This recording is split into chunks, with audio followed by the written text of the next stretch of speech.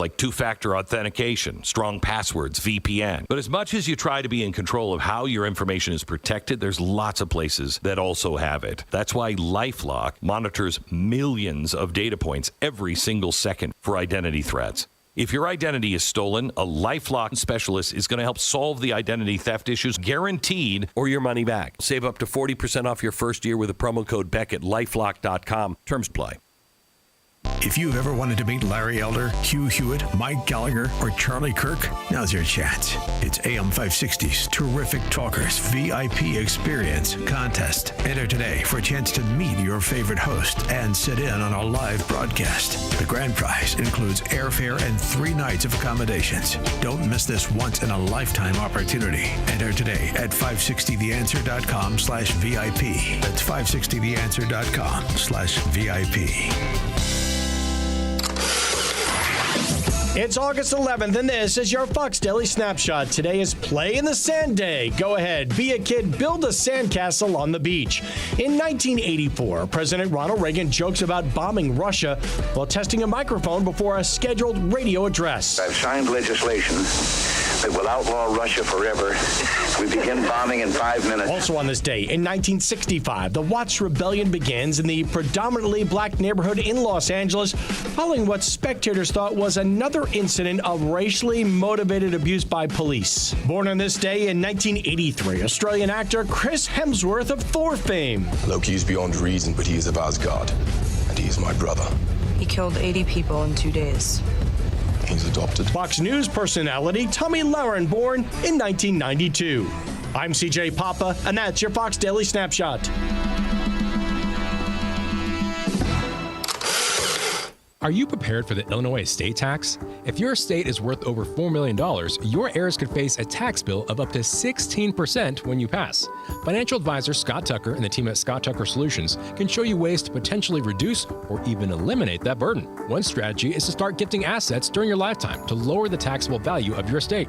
Another option is setting up irrevocable trusts, which can shield wealth from estate taxes. Charitable donations and life insurance policies can also be smart tools to offset tax liabilities.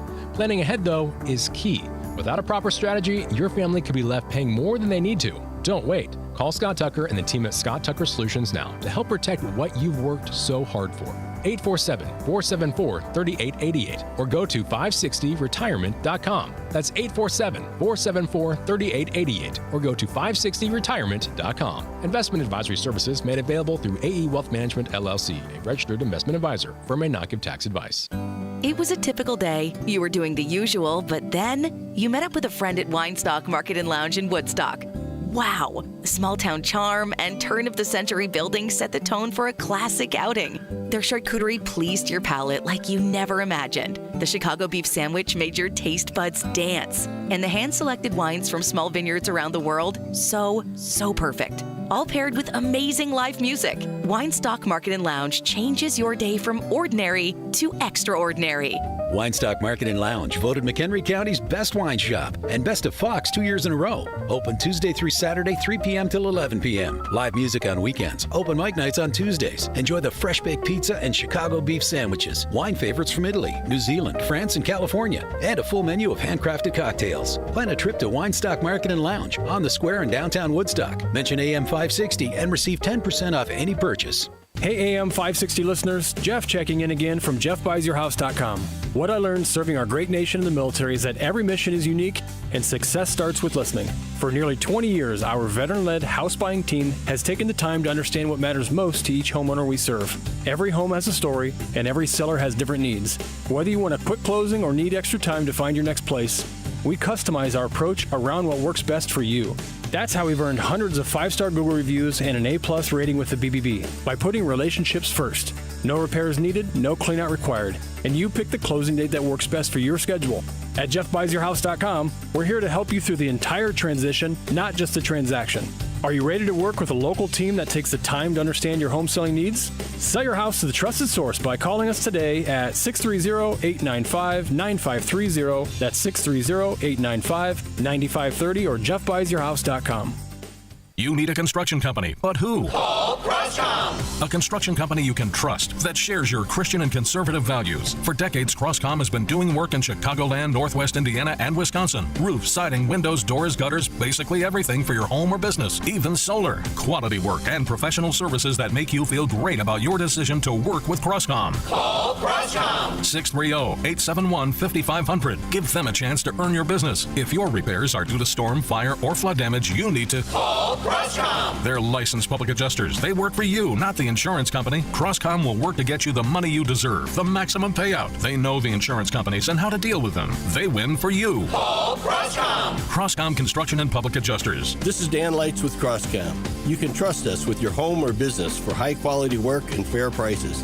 It's the only way we do business. 630-871-5500. CrossComPublicAdjusters.com.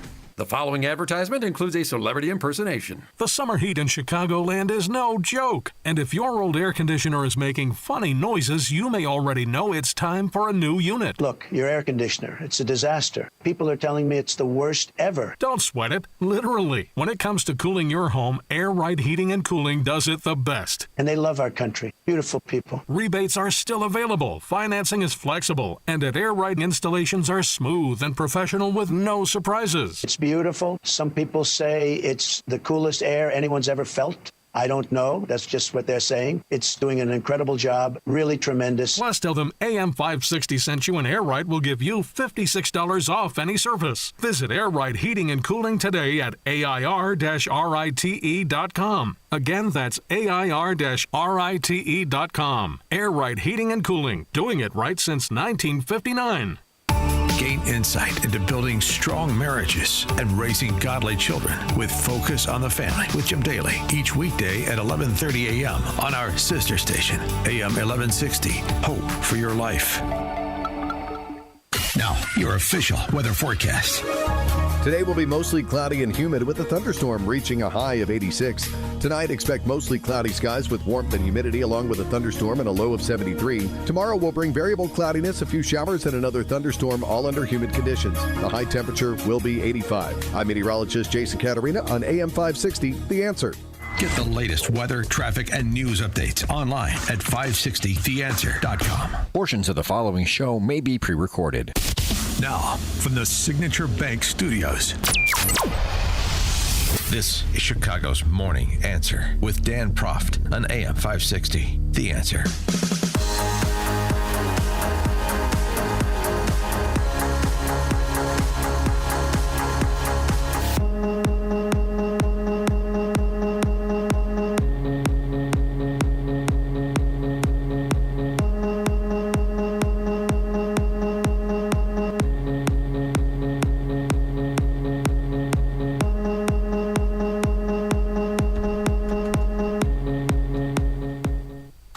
Top of the morning, Dan Proft here, and it's been a week since Texas neo-Marxists followed their Hoosier and Cheesehead brethren who came before them and fled to Illinois to the warm bosom of one Jelly Belly Pritzker. So how has this political stunt worked out for them? 312-642-5600, turnkey.pro, answer line and text line. How's it going? And how's it going in terms of buoying the POTUS possibilities for helping to underwrite this flight of fancy for one Jelly Belly Pritzker? Because, I mean, this is why it's happening, right? This was to be another Save Our Democracy milestone for the party as a whole. And the principal beneficiaries were supposed to be those governors, Jelly Belly, Hochul, to some extent Newsom, that either use the opportunity to jawbone about saving our democracy, to decry the gerrymandering that, of course, they have participated in their own states, and set themselves up for re-election, mainly in Hochul's position, and bigger and better things when it comes to Pritzker and Newsom, right? Well, I'll tell you what, just on the latter score, if Jelly Belly thinks that his star turn over this issue is advancing his presidential prospects, he may want to focus these ham-handed performances he's turned in on Colbert and over the weekend on Meet the Press. When you're getting corrected by Kirsten Welker and you're a neo-Marxist, you're in trouble. But this is what he offered over the weekend, beginning with, of course, the hero worship of these Texas Dems and their flight of fancy. What I can tell you is that the Texas Democrats that are here are welcome. We're providing them a safe haven, a place for them to visit and stay, breaking quorum because they're heroes that are standing up not just for their own constituents and for the people of Texas and their rights, but also for the rights of people all across the country. Because what Greg Abbott is doing and what Donald Trump is attempting to do is to cheat. Mid-decade here, this is they're attempting to change the map. They know that they're going to lose in 2026, the Congress, and so they're trying to steal seats. And so that is what these Texas Democrats are trying to stand up against. And then don't forget, the map that they put together it violates the Voting Rights Act, and it violates the Constitution. And so thank God for these Texas House Democrats. Heroes, 312-642-5600, turnkey.pro answer line. Now, as I said, Kristen Welker had to correct him just in terms of the phrase or the word they keep using in describing the actions that have been taken by Greg Abbott and Texas Republicans is unprecedented. Stealing, you've heard. Yeah, unprecedented is tame compared to the others. Stealing, unconstitutional, violation of the Voting Rights Act. Well, it's not stealing because it's not unprecedented, and to the extent that you want to make an argument that it violates the Voting Rights Act, which I don't believe it does, but you go ahead and make that argument in a court of law. I'm sorry to inform those on the left that Jelly Belly Pritzker, even with his Georgetown law degree in tow, is not the beginning, middle, and end of any determination about the constitutionality of a map, particularly given the map that he's sitting on back in the land of Lincoln. Texas actually tried to redraw districts mid-decade before in 2003, and the U.S. Supreme Court actually upheld the map in that case with the exception of one district. So the argument that Abbott is making is it's not illegal, though they are doing it certainly in an off year. Yeah, it is not illegal and it's not unprecedented, but other than that... Look, sticking on your state's map, every major group that grades the fairness of congressional maps gives your state an F. Common Cause, a nonpartisan government watchdog, even says your map, and I'm going to quote, represents a nearly perfect model for everything that can go wrong with redistricting. And I guess the question is, you talk about preserving democracy. How do you preserve democracy if you're using the same tactics that you've criticized Texas Republicans for? But as I say, what they're talking about is a distraction. The reality is that the violation of people's voting rights is what Texas is attempting to do. That's what's wrong with their efforts right now. And the fact that the president of the United States knows it and nevertheless is asking them to do it. That is what's wrong with what we're seeing right now. Democracy is at stake. Yeah, violating voting rights, democracy at stake, unprecedented, stealing. I'm just going to repeat those buzzwords in no particular order because it really doesn't matter in response to Kristen Welker, and credit where credit's due, as modest as it is because it's so obvious. I mean, look at your map and then you're complaining about other states doing or attempting to do the same thing. And it's democracy, it's at stake, and so on and so forth. The blather that you get that goes unchallenged. Violation of the Voting Rights Act. Be specific. How so? Detail it for us.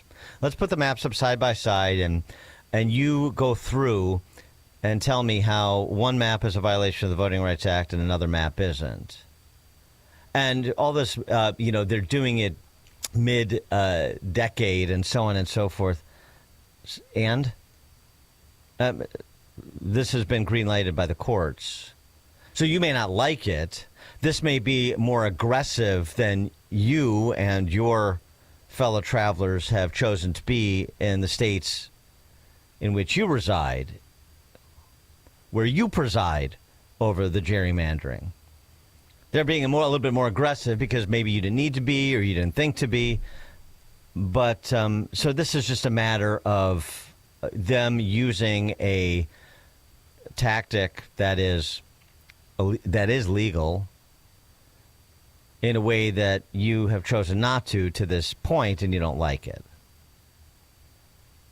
So if you think you're going to win the day on these sort of process arguments, when the substance is, I don't want them to do to us what we have done to them, that is very straightforwardly what the case is here. I think people see this. And when you get those dodgy answers from a jelly belly, like you just heard, I think people see it even more clearly. Michael, Southside, you're on Chicago's Morning Answer. Good morning, Dan. Thank you for taking my call. J.B. Pritzker managed to embarrass himself twice on national television within a week. And the part that kind of scares me is that you got a lot of liberals here in Illinois who get worked up over Donald Trump, and yet they're willing to put up with J.B. Pritzker's shameless buffoonery. It's quite pathetic. Thanks for the call, Michael. And again, he's not the only one. I mean, none of these governors who are trying to make political hay are doing so. I mean, Kathy Hochul, who is really poorly equipped for this arena, generally speaking, the accidental governor, she more than tapped out at lieutenant governor. She should be cutting ribbons at shopping center openings somewhere, not engaged in serious policy discussion. She just doesn't have the chops.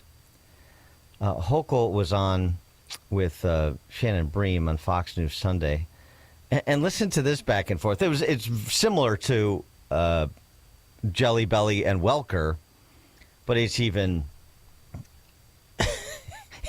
more unintentionally comical. Here's what the court said about your map, Governor Hochul. We follow the rules. We follow the rules. We follow the rules.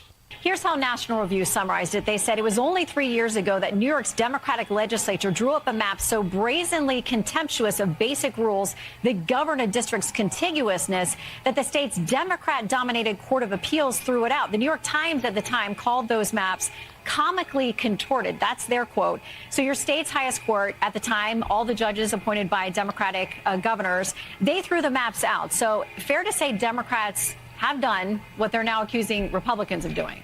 No, we followed the rules. We do it every 10 years. We base it on census. But the court said you didn't follow the rules. Well, we did follow the rules. So the court was wrong? Well, we followed the rules. Are you able to say anything other than we follow the rules in response to substantive criticisms that were lobbed in the direction of the map that you signed off on and that you're defending here today? We follow the rules.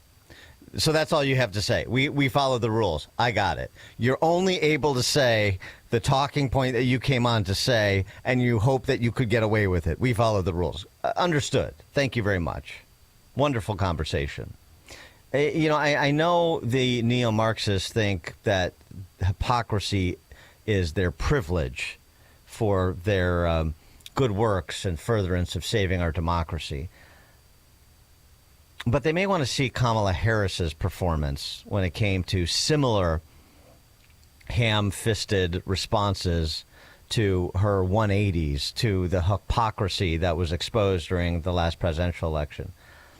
And trying to, smiley gag her way through it didn't work. It's not working for these Pauls either. George in Naperville. Yes, do as I say, not as I do. That is the message of our beloved governor. Thanks, George. Marvin in Burlington, Wisconsin. Good morning, Dan. I thought that some circuit court judge that the Democratic Party are so in love with ordered this in Texas. Am I wrong? Or because it seems to be it's being portrayed as something, some kind of political maneuver by Abbott and the legislature. But I thought there was a lawsuit and a judge ordered this redistricting. And that is the reason behind it. Am I wrong? Thanks for the call, Marvin. Well, it's a move that is not mandated, but it's available. Andy Harris is the only Republican member of the Maryland congressional delegation. A Real Clear Politics podcast, he was asked about this whole imbroglio. And he had this to say about his own experience in Maryland, where, like every other Dem-dominated state we're talking about, they have gerrymandered the hell out of it and tried to do more and then relented when the court stepped in because it could have been worse. That's the only reason they relented. It was in their interest, not because of any sort of high-minded idea of saving our democracy or the other bloviations you hear from these people.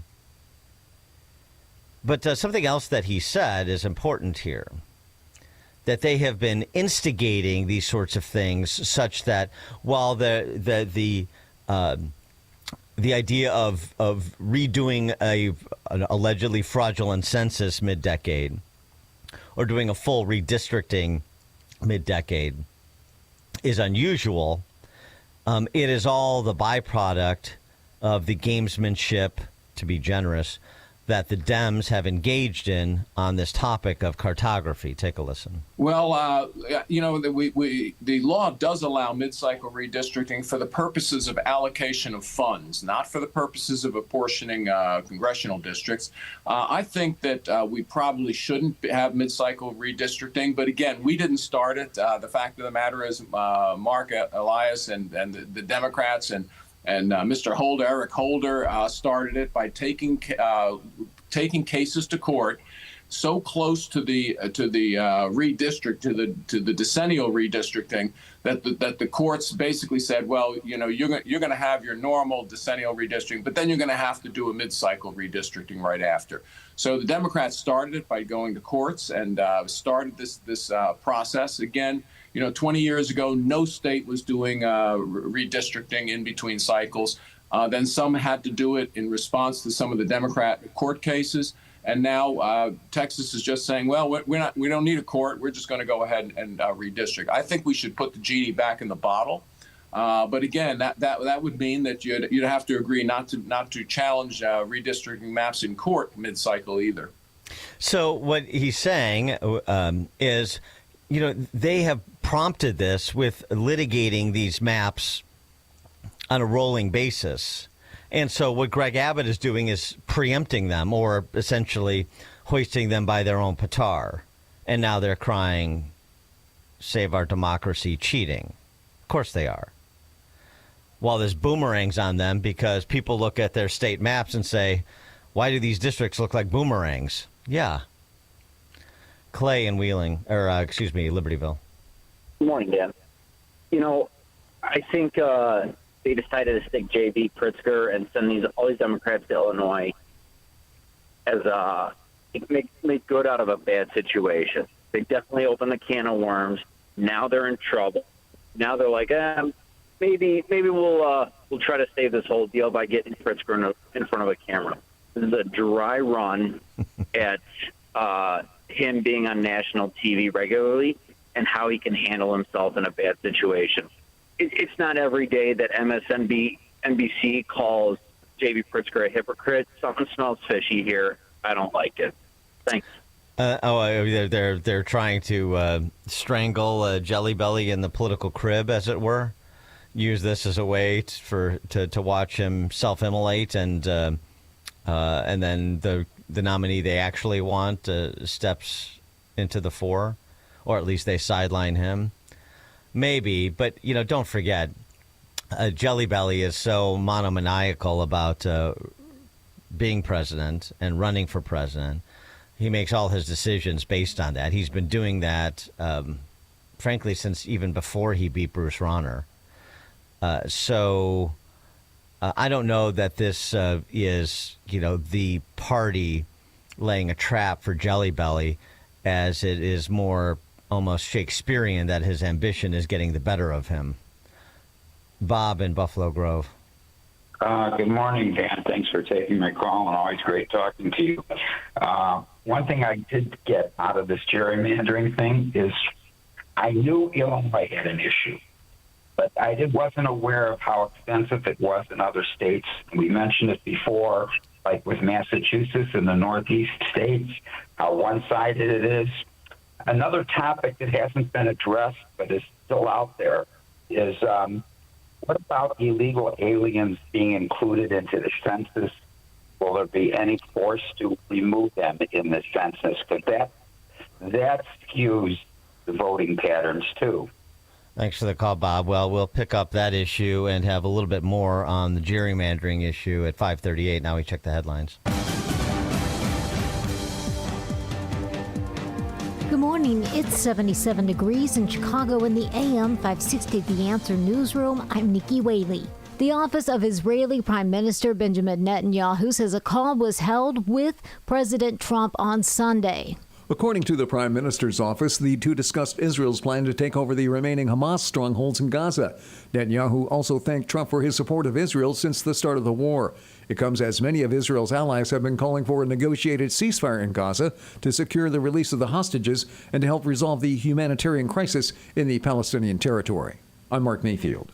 The official portrait of former President Obama is now reportedly out of view from thousands of White House visitors. That's according to CNN, which obtained a photo of the Obama portrait now hanging in a corner at the top of the stairwell of the grand staircase. The portraits of former President George W. Bush and former President George H.W. Bush have also been moved. CNN also reports sources said the moves were directed by President Trump. The area where the portraits are now displayed is heavily restricted to the First Family, Secret Service agents, and a limited number of White House staff. I'm Lisa Carton.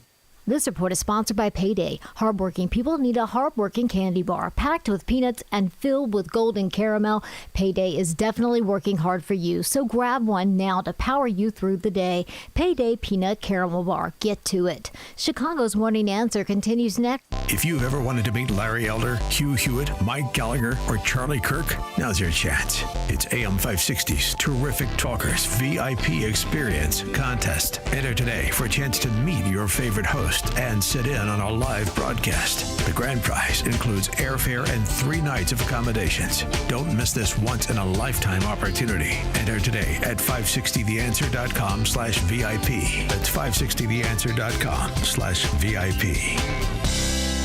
Signature Bank is Chicago's fastest growing independently owned business bank. It's a bank that cares about your business and is invested in your success. I'm Dan Propt, and I know this because Signature Bank is my business bank. Hi, I'm Chris Johnson, CEO of Classic Cinemas and proud customer of Signature Bank. We are a local family-owned business that is known for free refills on all sizes of popcorn, soft drinks, and ices. With over 9,000 heated recliners in 16 locations, we marry the traditions of the past with today's state-of-the-art technology.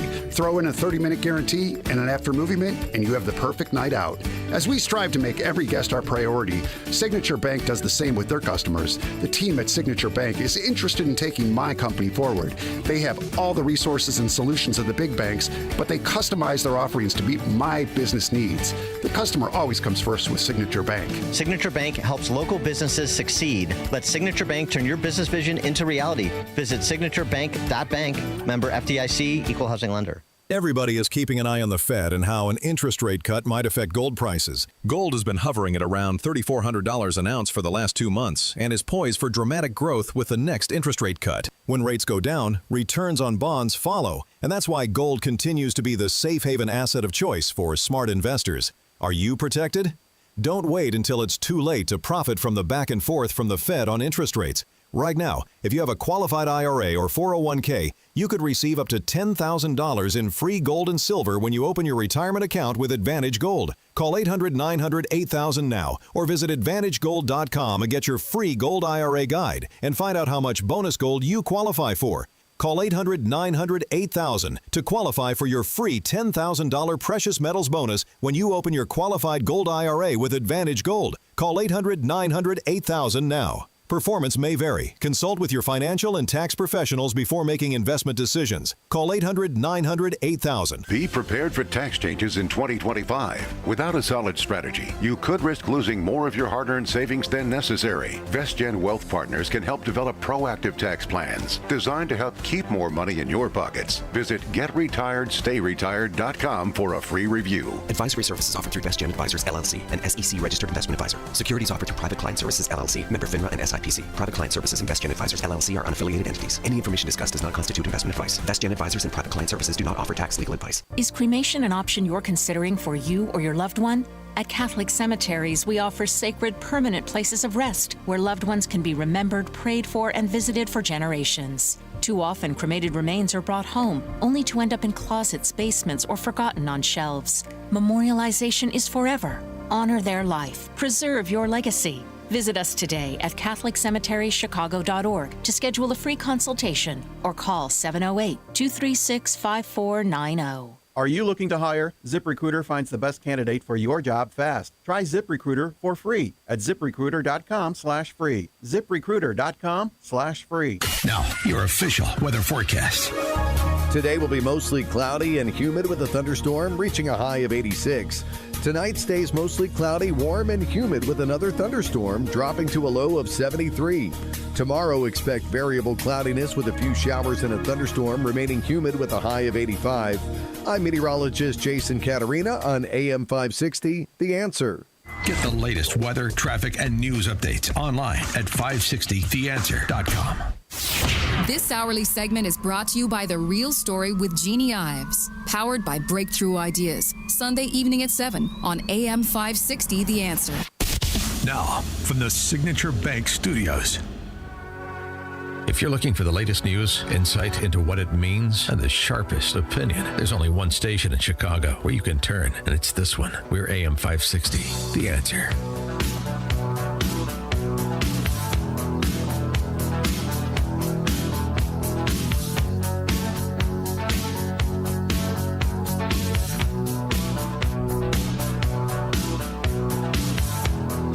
Top of the morning, Dan Proft here. We were talking about the vagaries of the flea-bagging Texas House neo-Marxists and how it's going for their sponsors in governor's mansions in New York and Illinois and California.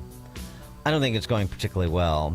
They are losing the underlying argument. They're actually instigating purpose-driven conservatives of the Greg Abbott ilk to say, oh, you're going to threaten to remap, to do a mid-decade redistricting in your blue states in response to Greg Abbott? Well, then we will too.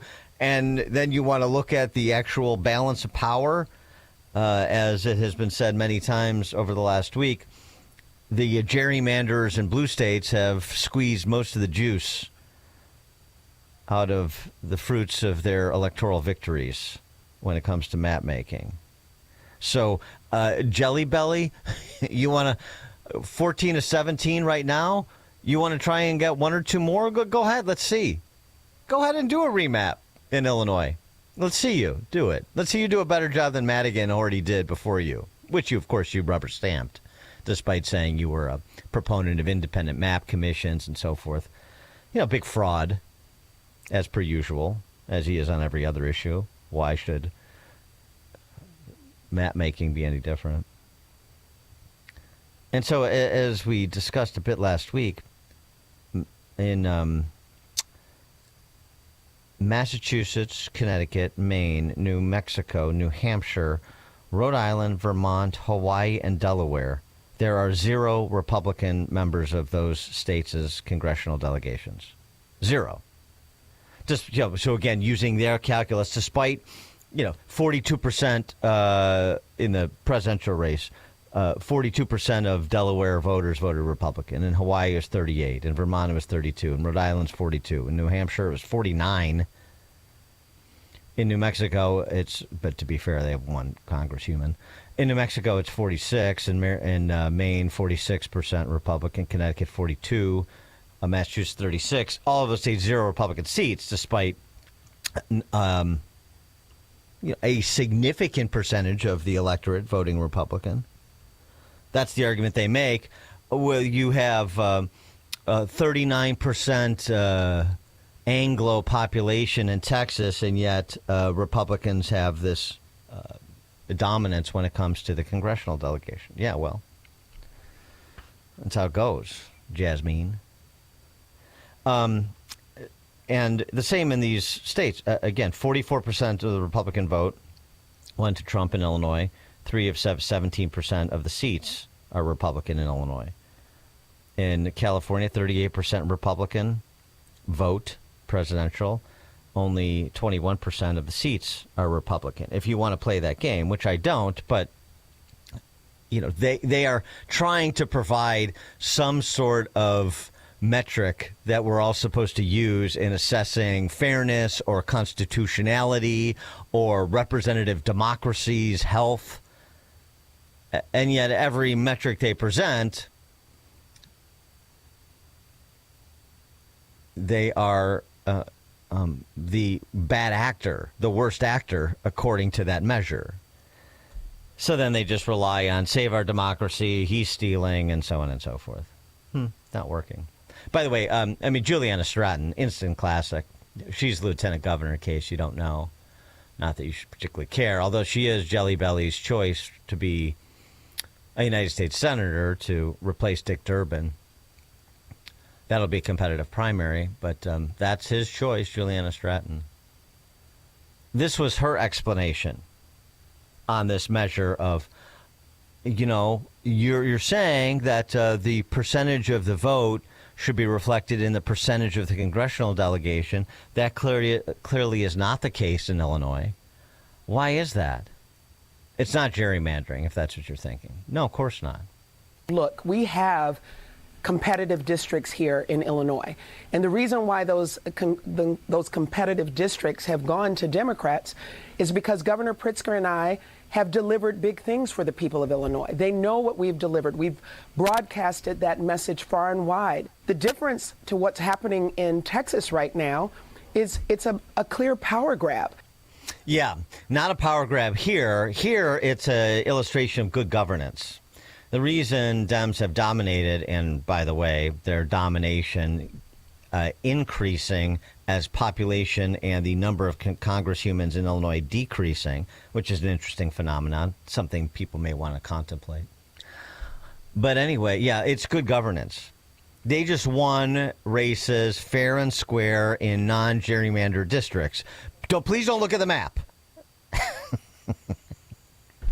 I mean, that's next level there with Juliana Stratton. Boy, that takes something to say that the reason we are dominant is because of good governance. Wow. You want to talk about metrics? Find me a quality of life metric where Illinois is not in the bottom 5 nationally. It's hard to find one where Illinois is in the bottom 3. It's hard to find one where Illinois isn't the bottom by itself. Good governance is what explains the political power structure in Illinois. Okay, sure. Keith in Winfield, you're on Chicago's Morning Answer. Yeah, hey, good morning, Dan. So I would like to suggest that this is a good opportunity for AI to be implemented. So because the politicians can agree on the system and on the program, and then it's just a matter of census that determines the districting. Well, right, but that's thanks for the call, Keith. Well, sure, but that presumes a desire for something approximating a sensible standard when it comes to map making, as opposed to the spoil system of map making, which is we won the right to draw the map. Now we're going to draw it to maximize our representation and to minimize the representation of our political opponents. We don't want competitive races. We're trying to minimize competitive races. We'll carve out 3 concentrated Republican districts so that we can have a better than 50-50, or maybe a better than 55-45 chance of winning the other 14. I mean, so, in other states like Iowa has been using computer modeling to draw maps for some time. So it's not like we were waiting for AI to be able to do this. There's just not political will to do it because this is all about leveraging your political advantage when you have it. But when Greg Abbott does it in Texas, it's a horror. It's a threat to our democracy. It's theft. When Jelly Belly and company do it in Illinois, that's politics. It's the byproduct of our good governance. And I don't know. I don't think anybody really believes that. It's just not what motivates their vote, which I understand. But it should at least give them some pause as to the character of people they are otherwise supporting. Ron, Southside. Hey, Dan, wait, what is that idiot talking about as far as what her and the governor had done for Illinois? Nothing in terms of things that affect the quality of life. She is garbage. Now, it's not many other candidates to choose, particularly in that Democrat primary. But anybody would vote for her. Like I said about Brandon, there's something wrong with them. She's a complete idiot. Garbage. Have a good day. Thanks for the call, Ron. Well, something else, too. You know, it's good governance. That's what explains 14 out of 17. That's what explains the clean sweep at the constitutional office level, too, in Illinois. That's what explains the supermajorities in the General Assembly. Yeah, well, there's a funny thing about that argument. If you look at polling and you poll the electorate's position on whether Illinois is on the wrong track or right track, you get a supermajority that's a wrong track. Now, then it comes down to binary choices between Republicans and Dems. I understand that. But it's not like the majority of the electorate that has installed these Democrats, up and down, federal and up and down state offices, is enthralled with their performance.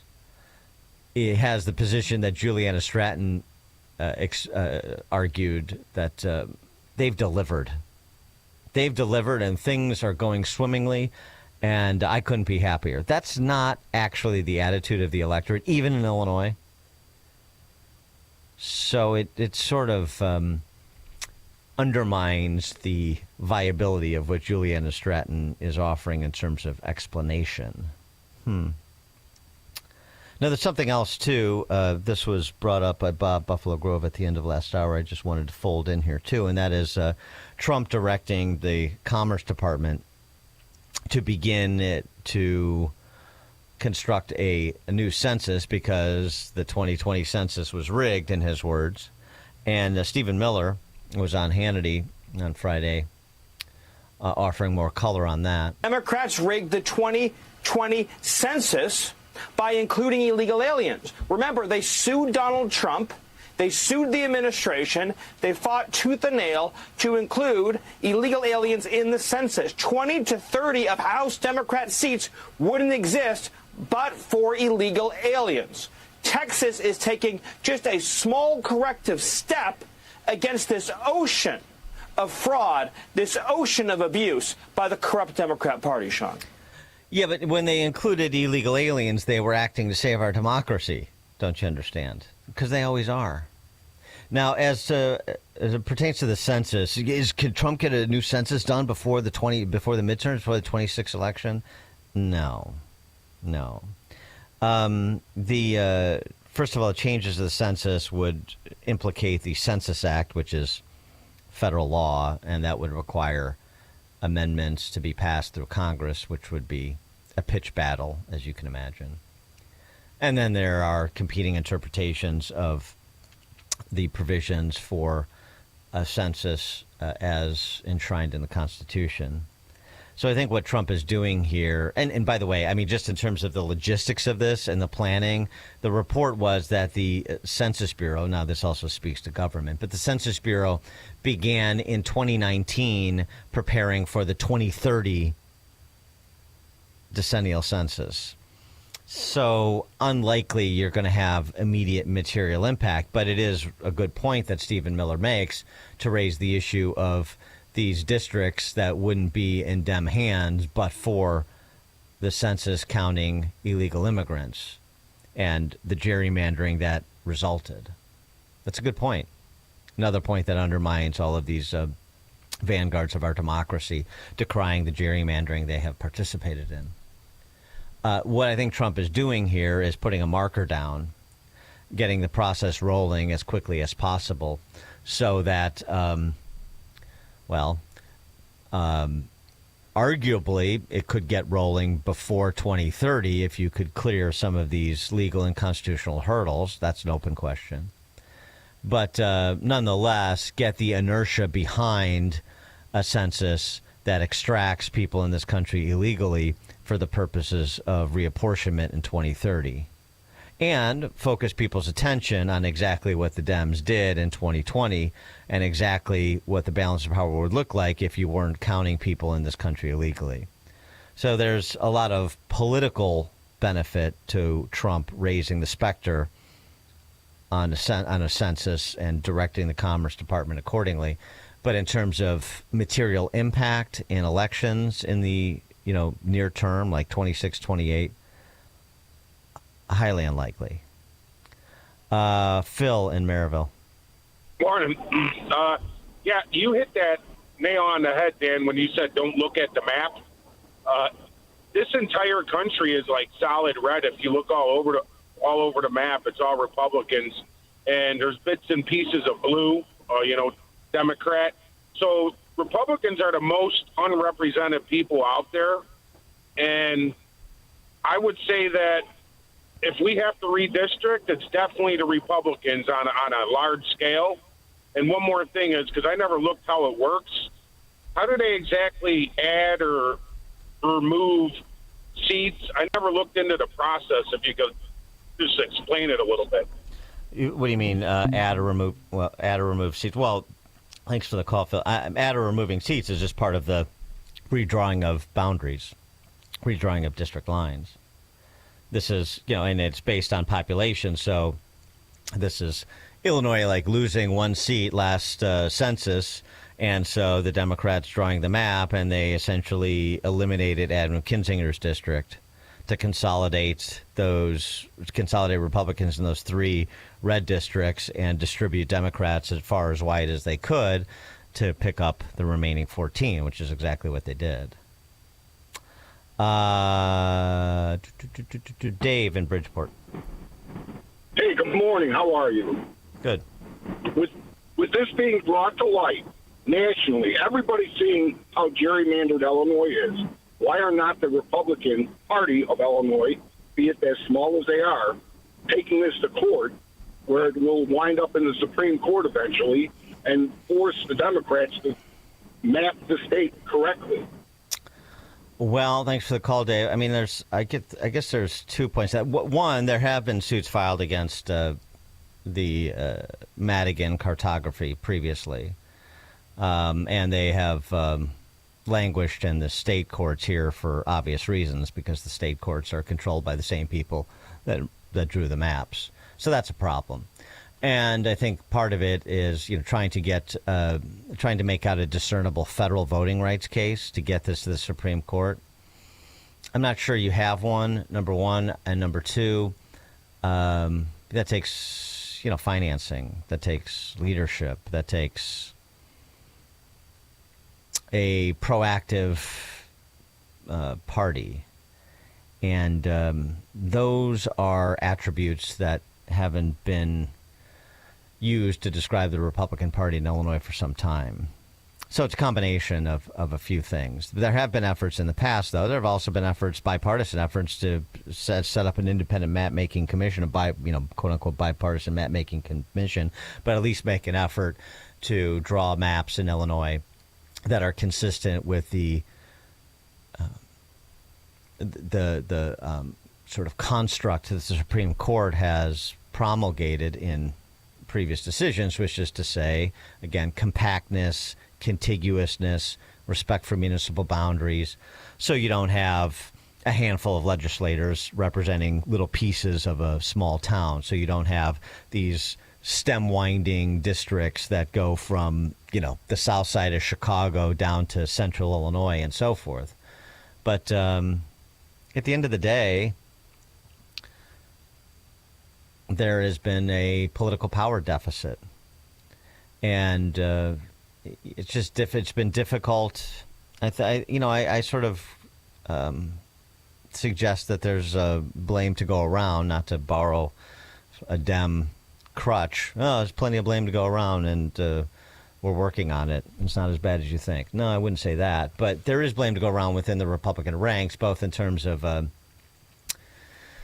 a feckless leadership group and sort of a moribund activist group within the GOP ranks, moribund rank and file, that allow for feckless leaders to wear the titles but not do any of the heavy lifting that is required to be an actual party poobah, to actually take the fight to the other side.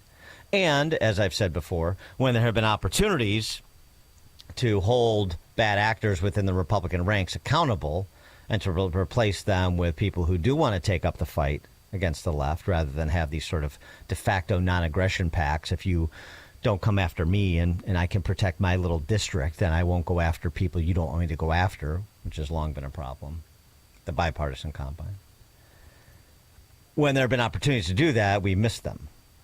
So, 2026, hope springs anew. Dan Prof, Chicago's Morning Answer. Before you see it on TV, share it on Facebook, or read about it in the paper. Hear it here first. This is Chicago's Morning Answer on AM 560. The Answer. Sign up for the AM 560 Answer Advantage to get early alerts on event ticket sales, special discounts, and contest opportunities. Sign up today at 560theanswer.com/advantage. At AlmostFreeTeeth.com, they're dedicated to making smiles great again. If you have medical PPO insurance, find out how you could save 90% off on average to get a beautiful dental implant-supported smile. Check if you qualify right now at AlmostFreeTeeth.com. AM 560, The Answer.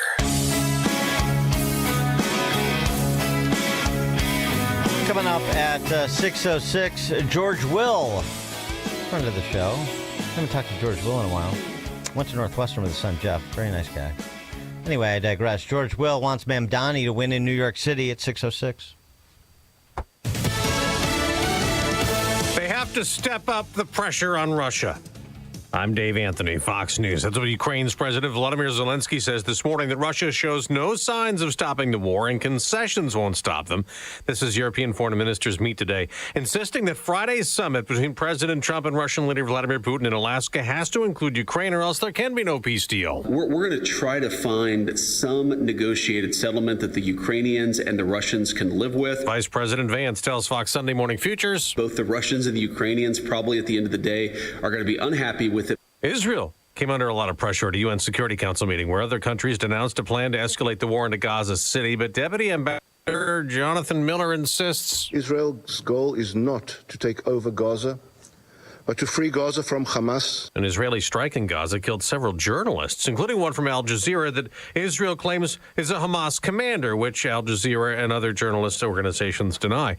Later this morning, President Trump will hold a news conference on his plan to send in more federal law enforcement to fight crime in Washington. He's interested in being in neighborhoods, in fighting crime in neighborhoods.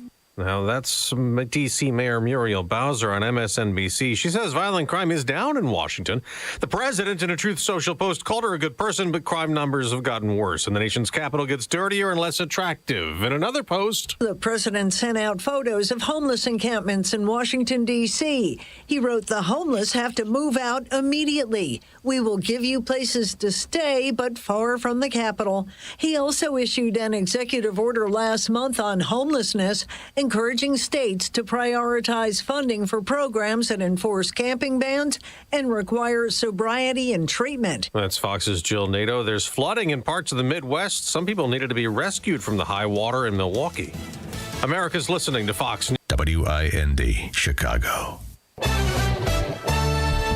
Good morning. It's 77 degrees in Chicago in the AM 560 The Answer newsroom. I'm Nikki Whaley.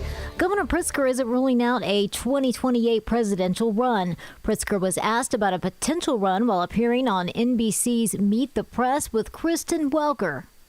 No matter what decisions I make, and I mean in particular about what I do here in the state of Illinois, is about the people of Illinois. Indeed, any future decisions of mine will always be guided by that. The governor also responded to a question of whether he was being a hypocrite for criticizing Texas's redistricting plan when the vast majority of Illinois' congressional districts are Democratic. Pritzker said they held public and legislative hearings before a map was passed at the end of the census. He said, meanwhile, in Texas, that's being passed at the behest of the President of the United States, which is false. The people of Texas are wanting the redistricting as well. The Texas lawmakers have fled to other various blue states. The FBI has reportedly agreed to help track down the Democrats as Texas Governor Greg Abbott and others have called for their arrest. Meanwhile, Michael Madigan is being ordered to report to prison while he appeals his conviction in his corruption case.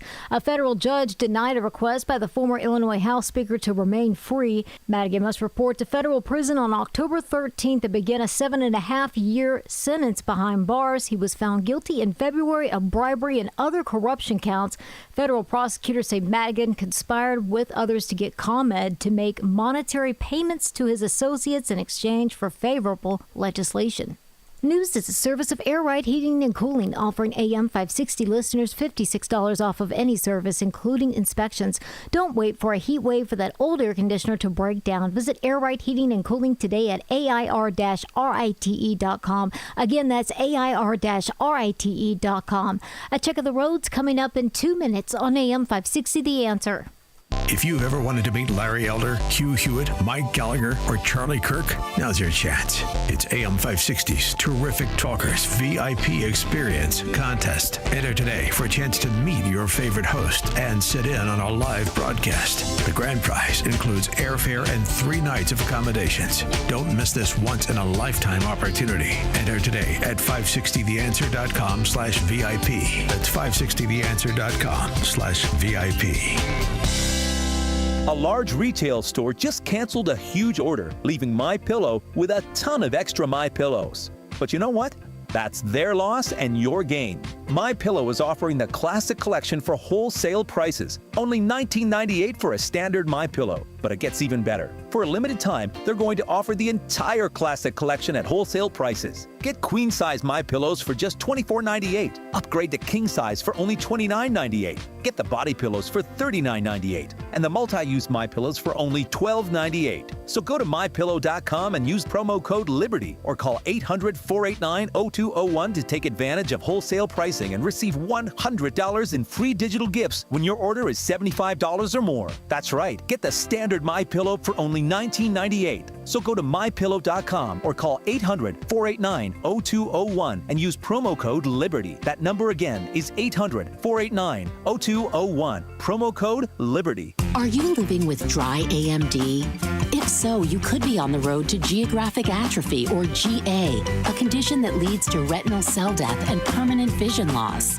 But with Izervay, you can slow it down and get it going slower. Izervay slows GA progression by targeting a key source of retinal cell death, which may help preserve your vision longer. Izervay, or avacincaptad pegol, is a prescription eye injection used to treat GA. Don't take it if you have an infection or active swelling in or around your eye. Izervay can cause eye infection, retinal detachment, or increased risk of wet AMD. Izervay may temporarily increase eye pressure. Your vision may be impaired after an eye injection or exam. Don't delay. Ask your doctor about Izervay today. Izervay gets GA going slower. Visit Izervay.com. That's IZERVAY.com. Paid for by Astellas Pharma. Are you living with dry AMD? If so, you could be on the road to geographic atrophy, or GA, a condition that leads to retinal cell death and permanent vision loss. But with Izervay, you can slow it down and get it going slower. Izervay slows GA progression by targeting a key source of retinal cell death, which may help preserve your vision longer. Izervay, or avacincaptad pegol, is a prescription eye injection used to treat GA. Don't take it if you have an infection or active swelling in or around your eye. Izervay can cause eye infection, retinal detachment, or increased risk of wet AMD. Izervay may temporarily increase eye pressure. Your vision may be impaired after an eye injection or exam. Don't delay.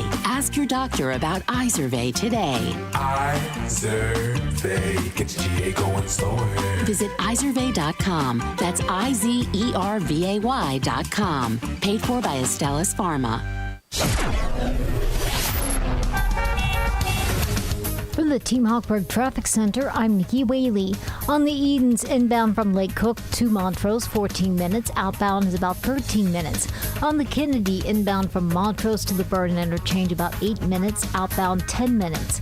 On the Stevenson, inbound from the Tri-State to Lakeshore Drive, 58 minutes. It's due to a vehicle fire. Right lane is blocked between Cicero and Kidsey. And on the Dan Bryan, inbound from 95th to the Burn Interchange, 21 minutes. Accident. 3 right lanes are blocked. This is a fatal accident involving a pedestrian. This is between 87th and 71st. Traffic is a service of almostfreeteeth.com. What if you could save on average 90% for dental implants and get 100% of your smile back? With the Blue Cross Blue Shield PPO or FEP, it's possible. Check if you qualify at almostfreeteeth.com.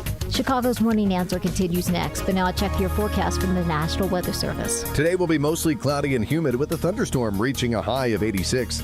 Tonight, expect mostly cloudy skies with warmth and humidity along with a thunderstorm and a low of 73. Tomorrow will bring variable cloudiness, a few showers, and another thunderstorm, all under humid conditions. The high temperature will be 85. I'm meteorologist Jason Caterina on AM 560, The Answer. Get the latest weather, traffic, and news updates online at 560theanswer.com. Now, from the Signature Bank Studios,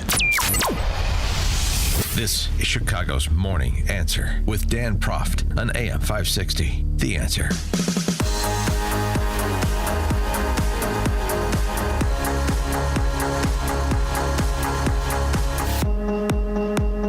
Top of the morning, Dan Proft here. And just before we get to George Will and his appearance on Bill Maher's program talking about the New York City mayoral race, and really talking about socialism writ large, just got a lot of questions about the census and Trump's push for the Commerce Department to begin to prepare. I mean, essentially, that's how I read what he's saying, although it's a bit unclear.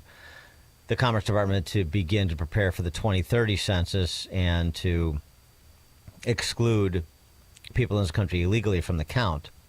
People say, well, why can't he just, quote unquote, fix the 2020 census that included people in this country illegally and move this thing along? Well, it's not that easy. You'll remember that Trump tried to include a question in the 2020 census during his first term that would have asked whether or not the person filling out the survey was in the country illegally or not, and not counted them if they were. And that was blocked by the Supreme Court. And then the executive orders he had issued to those ends were rescinded by Biden. So, the language in the Constitution with respect to the census requires that counts be made for, quote, the whole number of persons in each state. And that language is open to interpretation. It's been often interpreted by the courts to include all residents, regardless of citizenship or immigration status. So you have federal statute that governs the census. You have the interpretation, as I said before the news, of constitutional provisions regarding the census that would undoubtedly have to be litigated. And that's just a lot to wade through before you get to, quote unquote, fixing 2020 or preparing for 2030. In addition to just the logistics of, you're talking about hundreds of thousands of people that are employed and deployed as census takers. And so it's just a logistical challenge as well. So like I said, I think this is putting a marker down prospectively and bringing this issue of a citizenship question on the census questionnaire, as well as just in general, whether or not we count people in this country illegally for the purposes of the census and the purposes that flow from the census, which is the distribution of federal funds, as well as, of course, what we were mainly talking about, the drawing of district lines at the state level. So that's that. But I'll tell you, it's a good time to bring this up because you've got people like Bobby O'Rourke. Remember him? Bobby O'Rourke from Texas. He's in the news again because he apparently helped finance the flea-bagging Texas neo-Marxists to states like Illinois and New York. Well, now he's feeling his oats, I guess. He's trying to resuscitate his political career, such as it was. He had a Powered by the People rally. That's the name of his, independent expenditure PAC. Powered by the People rally. This is what he had to say about immigration, just in case you were unclear about the mind's eye of the new Marxists. Check this out. Democrats, present company excluded, have talked an awful good game on immigration for as long as I have been listening. If you just keep voting for us, once we get in power, comprehensive immigration reform. Well, we won power in 2008, the White House, the House, and the Senate. We won power in 2020, the White House, the House, and the Senate. The American people were watching because we had promised them what we would do with that power, and we absolutely failed to live up to the expectation that we set. So next time we win power, we're going to drive that car like we stole it. We're going to legalize every dreamer, every dreamer's parents, every hardworking American doing backbreaking work that makes this country so great in the first place, even greater as U.S. citizens. Don't let them fool you. So, we're going to formalize what we've done informally. Informally, we opened the borders and we just said, call your own shot, come here when you want, under any circumstances, for any reasons, and we'll just turn a blind eye. Bobby O'Rourke wants this formal, and he's not alone. As you heard, the throngs of supporters, slapping their fins together. We're going to formalize it. Everybody is going to have a path. Everybody here illegally is going to have a path of citizenship, and that will short-circuit any sort of manipulations or, perhaps more to the point, proper editing of the census process. There you go. And, by the way, just as a general statement of principle, or the lack thereof, here's what Bobby O'Rourke had to say about all of the above in pursuit of that political power that he was describing and what they would do with it. We're not going to let him stop us. Are you with me on that? Ándale. It also means, as Mark was saying earlier, we don't await the punch thrown by these would-be fascists to land. We punch first, and we punch harder. We want California and New Jersey and Illinois and Maryland and every other state where the Democrats hold the governor's mansion, the assembly, and the state senate to redraw their congressional districts now, not wait for Texas to move first, to maximize Democratic Party advantage. Listen, you may say to yourself, well, those aren't the rules. There are no refs in this game. F the rules. We are going to win whatever it takes. We're going to take this to them in every way that we can. F the rules. 312-642-5600, turnkey.pro. Answer line, Bobby O'Rourke channeling his inner Speedy Gonzalez there. Underlay. Anyway, F the rules. That's the attitude. Well, that's always been their attitude. He's just dumb enough to say it out loud. He's also dumb enough to advocate something that would expand the majorities for Republicans at the federal level, because there's a lot more upside in red states to gerrymander than there are in blue states, as we were just discussing last hour. But anyway, this is why Bobby's sort of went up like a Roman candle. All that promise and all those magazine covers, and yet zero victories to report. F the rules, though. That is the attitude. That is their mantra. And George Will, getting over to him on Bill Maher's show, at the spry age of 84, still looks good, still cogent. The toupee looks great, hasn't aged at all. And I like George, too. I know. He's a never Trumper. I know. He and Charles Krauthammer were completely buffaloed by Obama. I know. But he still has a lot of utility. Anyway, George Will being brought in by Bill Maher to discuss what's going on in New York City. And, of course, the point that Maher was attempting to make with George Will is, look at this. We have a president who's consolidating power like a burgeoning authoritarian dictator, and on the one hand, and you have avowed Marxists and an avowed Marxist generally, and an avowed Marxist specifically, poised to become the mayor of the country's largest city. Government everywhere. And George Will had to say this about Mamdani's prospects. He's hoping for a Mamdani victory. Here's why. And on the other side, you have the guy running in New York, Mamdani, right? Okay, who's like a straight-up communist. I mean, he is. He talks about, the things that communists say. I mean, he wants free grocery stores, free buses. I want him to win. You want him to win? Yeah. I think every 20 years or so. Wait. We need every 20 years or so, we need a conspicuous, confined experiment with socialism so we can crack it up again.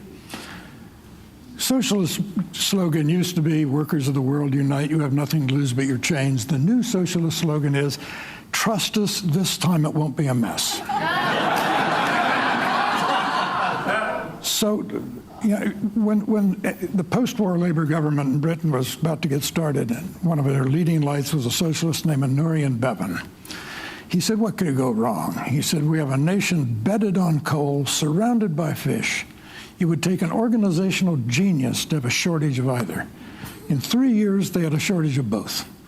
That's socialism. It is. And by the way, who do you think has the dumber audience, Bill Maher or The View? It's a close call. These laughing hyenas in these audiences are just intolerable. But the more important point, George Will, give the New York City what it wants and give it to them good and hard. And maybe that will disabuse them of their folly. Well, interesting. Maybe. Or maybe they have much farther to fall first. Sort of the question we've been asking about Chicago and Illinois for the better part of the last couple of decades, haven't we? 312-642-5600, turnkey.pro answer line. Yeah, let Mamdani win and let him pursue his utopian dreams of a rent-free, transportation-free, tuition-free, grocery-free living in New York and see what happens. Kevin, Austin, Texas, you're on Chicago's Morning Answer. Isn't that kind of what's happening in Chicago? Exactly. Whatever one. So you had Beto O'Rourke and you had Pritzker on earlier. So Beto O'Rourke, he's just a stalking horse for this guy James Tallarico, who's probably going to be running for Texas senator down here. So that's guy, keep an eye out. He's actually no. We've been talking about him. He's Joe Rogan wants him to run for president. Yeah. The guy's a complete poser. It's hilarious. He's a teacher for 2 years now. He's an expert of education. And he's one of these flim-flammers too. Is sort of putting a big government spin on Christianity. Yeah, he's ridiculous.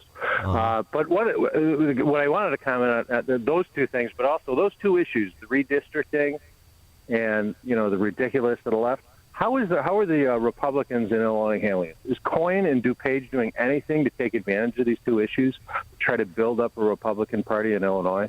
I just think it's ridiculous because I don't hear anything about it. About what do the Republicans in Illinois have to say on this issue? Doesn't seem like they're taking advantage of it. I've seen some. Thanks for the call, Kevin. I've seen some missives distributed. It's a problem because even those that are earnest and wanting to take advantage of it are without resources and it's tough to energize people right now. There's such a fatalism that has taken hold within the center-right ranks that it's tough to get them animated about anything, at least animated to the level of participation as opposed to just observance. Maybe if there are some interesting candidates in the 26th cycle, maybe all these issues can be revisited and that engagement could come. That's a maybe. It's an open question. Just to Mamdani, though, too, because it has applicability, as Kevin from Austin, Texas, was indicating. It has applicability here, as I've been saying. Mamdani. Everybody's talking about that. We've been doing Mamdani's program for the past 2 years. Actually, the past 6. Actually, the past 10. Actually, keep going back in time. We just call it something different. Progressivism. It's just dressed up. And by the way, the George Will, the new slogan is, basically this time how we won't mess it up or how bad could it get or whatever. The new slogan is what Bobby O'Rourke said. F the rules. F the rules. They preach norms and they destroy norms and the mediating institutions that promulgate norms. Because they're revolutionaries. They want to destroy the underpinnings of a free society. That's the fact, Jack. And it's not a punchline. And it's not, we're going to try something. I mean, you want to see New York commit this self-inflicted wound of Mamdani, fine. But at least understand what you're embracing. Because it's one of those things where you say, I want this person to win to send a message to the larger political ecosystem. I understand that. But let's at least talk about what we're suggesting is going to be ascendant so that the response can finally be commensurate with the threat. Very much like Chicago, New York has had its opportunities. And the elites that are now so concerned about a Mamdani and trying to, resuscitate a completely conflicted, bottom feeder like, or, a generally confused Eric Adams who's been all over the map on a full range of issues during his term.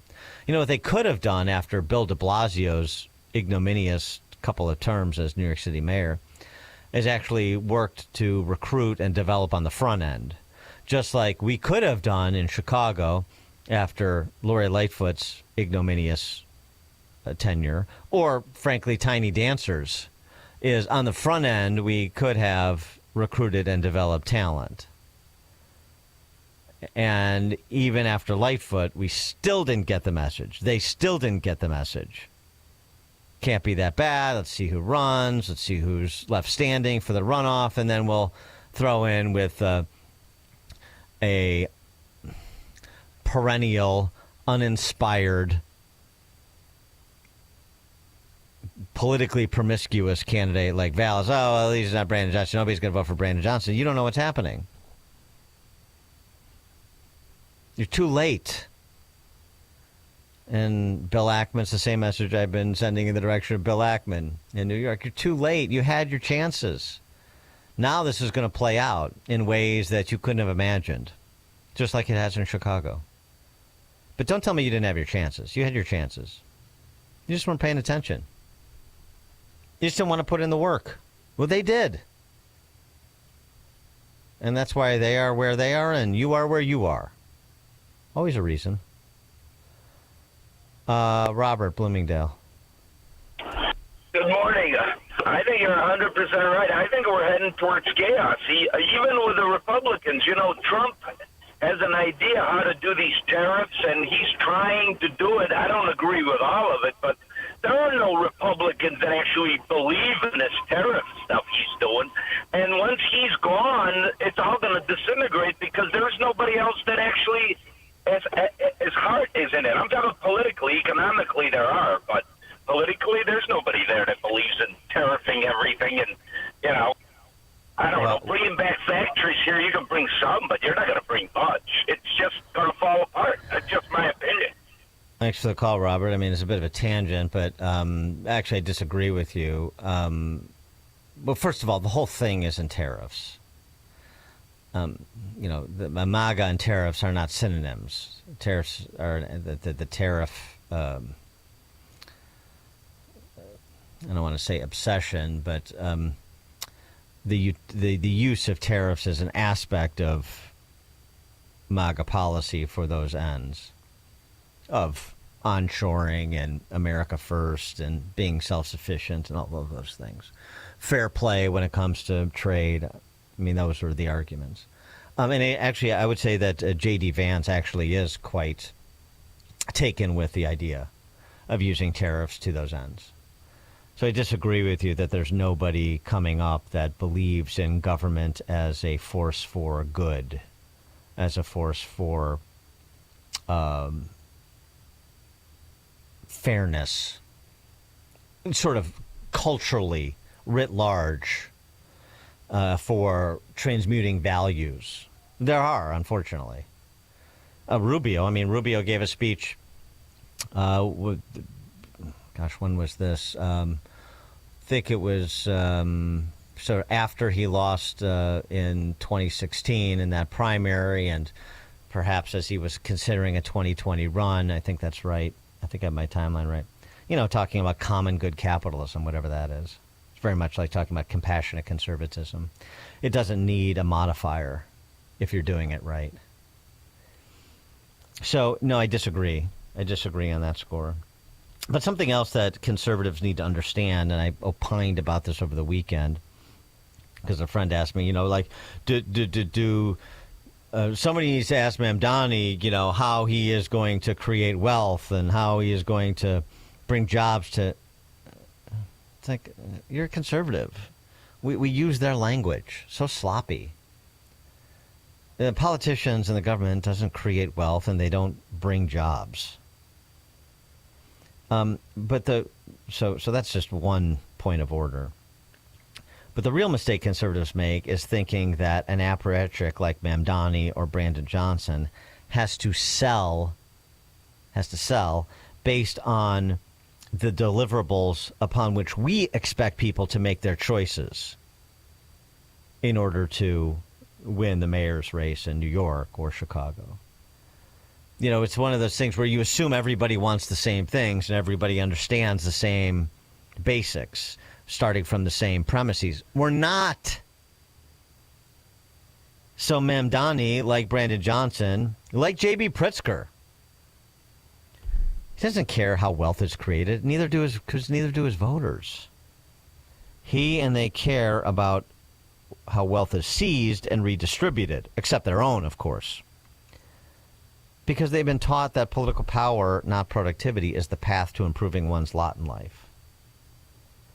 So the real questions that need to be put to voters against the backdrop of the Pritzkers and Brandon Johnsons and Mamdanis and Crockett's and the whole lineup is, do you really want a government that is a capricious, perpetual spoil system like we have in Chicago and Illinois, that punishes some and benefits others at the expense of the punished, all based on either who you know or what identity you claim?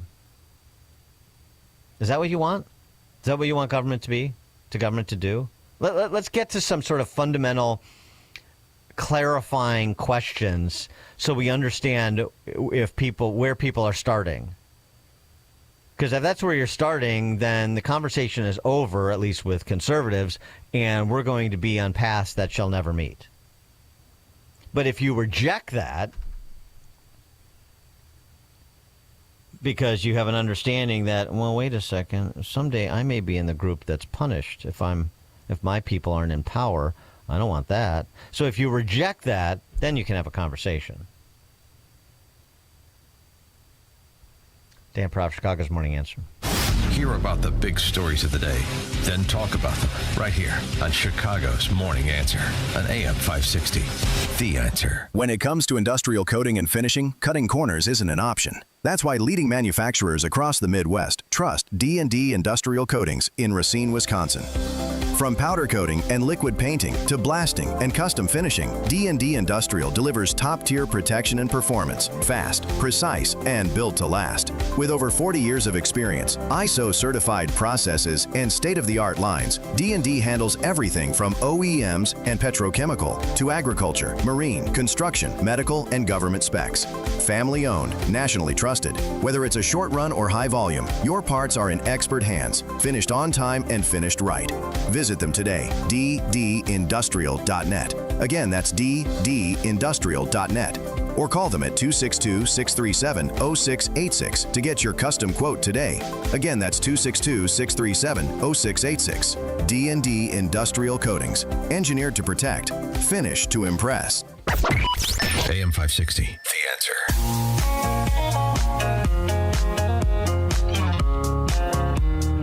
Coming up at 6:36, cameras everywhere and not a crime to solve. Pardon my Samuel Coleridge paraphrasing there. Oak Park ends contract with license plate reader camera company. Find out why at 6:36. Now we check the headlines.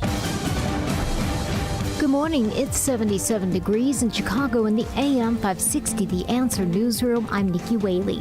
The federal government plans to start selling its ownership of Fannie Mae and Freddie Mac, the two government-created mortgage guarantors that work to keep the market stable.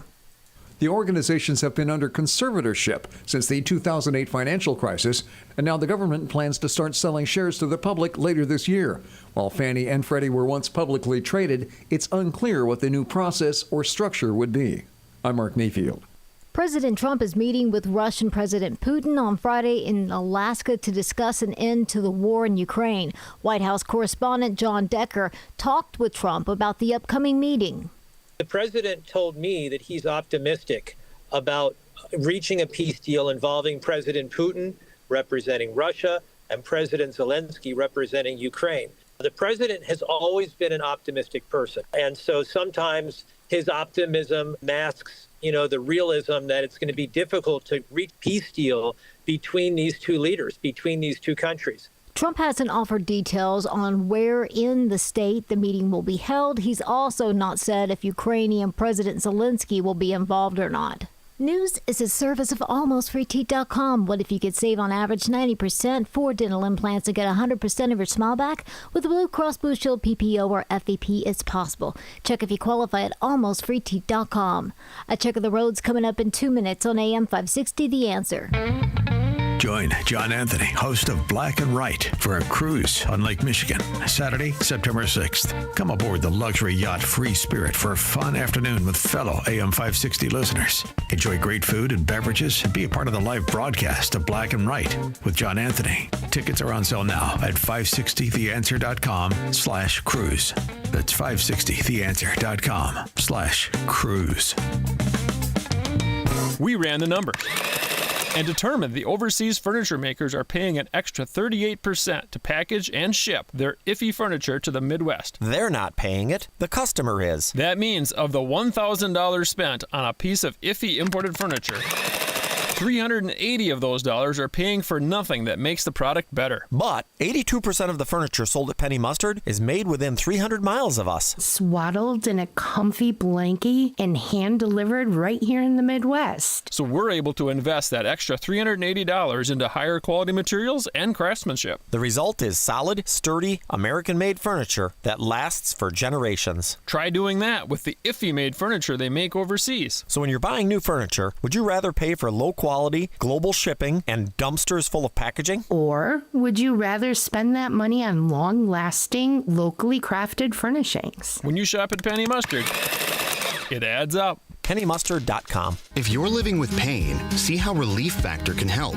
I'm an artist, and I'm in my studio. I listen to the radio all day, and I'm hearing the ads about Relief Factor. And I've got pain in my neck, and it's getting worse. And I'm thinking, well, I'm going to go ahead and order this. 2 weeks later, I've got much better range of motion. If you're experiencing pain at a certain point in life, I would get Relief Factor. Fight pain naturally with Relief Factor. Go to ReliefFactor.com and get your 3-week quick start today. Only $19.95. Everybody is keeping an eye on the Fed and how an interest rate cut might affect gold prices. Gold has been hovering at around $3,400 an ounce for the last 2 months and is poised for dramatic growth with the next interest rate cut. If you have a qualified IRA or 401k, you could receive up to $10,000 in free gold and silver when you open your retirement account with Advantage Gold. Call 800-900-8000 now or visit AdvantageGold.com and get your free gold IRA guide. Consult with your financial and tax professionals before making investment decisions. Call 800-900-8000. A great smile can make you feel happy and confident. So when you consciously conserve your teeth, that glowing smile will show through. At Best Dental Group, doctors Economos, Gavalis, and their staff are ready to help you create that perfect look or maintain the one you have now. Along with general dentistry, Best Dental Group is a multidiscipline practice with an orthodontist, periodontist, and prosthetic specialists on site. They use the newest breakthroughs in dental technology such as titanium implants, Invisalign clear braces, and laser treatments. Don't let fear get in the way. They can recommend sedation to make your experience as comfortable as possible. Best Dental Group is located in historic downtown Bartlett and is a multilingual office. Call 630-830-4930, 630-830-4930, or visit bestdental.org. Best Dental Group, sharing your conservative values and helping you to conserve your teeth. Protect your liver and give it the support it deserves with Active Liver from New Nordic. Find Active Liver in stores at your local CVS, Meijer Grocery, or online at Amazon or at newnordicusa.com. From the Team Hochberg Traffic Center, I'm Nikki Whaley. On the Edens inbound from Lake Cook to Montrose, 14 minutes outbound, also 14 minutes. On the Kennedy inbound from Montrose to the Byrne Interchange, 8 minutes, outbound 10 minutes. On the Eisenhower inbound from Wolf to the Old Post Office, 13 minutes, outbound 13 minutes. On the Stevenson inbound from the Tri-State to Lakeshore Drive, 16 minutes, outbound is about 15 minutes. On the Dan Ryan inbound from 95th to the Byrne Interchange, 13 minutes, outbound is 10 minutes. This report is sponsored by Payday. Hardworking people need a hardworking candy bar packed with peanuts and filled with golden caramel. Payday is definitely working hard for you, so grab one to power you through the day. Payday Peanut Caramel Bar. Get to it. Chicago's Morning Answer continues next, but now a check of your forecast from the National Weather Service. Today will be mostly cloudy and humid with a thunderstorm reaching a high of 86. Tonight stays mostly cloudy, warm, and humid with another thunderstorm dropping to a low of 73.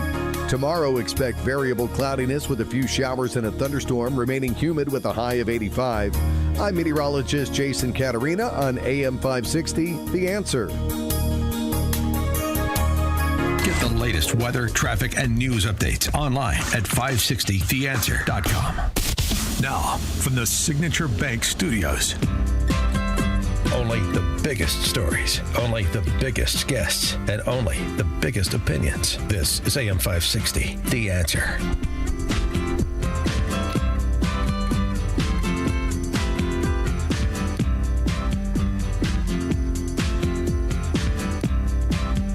Top of the morning, Dan Proft here. The People's Republic of Oak Park, a thought leader on the left, as per usual. I think they were the first community to declare themselves a nuclear-free zone back in the 1980s, ultimately ensuring that they would not participate in the arms race between the United States and the Soviet Union. Bold. Important. 8 cameras have been recording license plates in Oak Park for the last 3 years, but they're coming down. ShotSpotter Redux? Sort of. The Oak Park Politburo voted 5-2 to terminate the village's contract with a Atlanta-based company that manufactures the automated cameras that read license plates. Halfway through a 2-year contract extension, but problems arose when Trump won election in November, you see. Opponents say that the license plate information photographed by cameras can be shared with ICE and used to find people to deport. Also, that states that outlaw abortion can use that restrict outlaw. You know, the Chicago Tribune's coverage. I need to do some copy editing on the fly.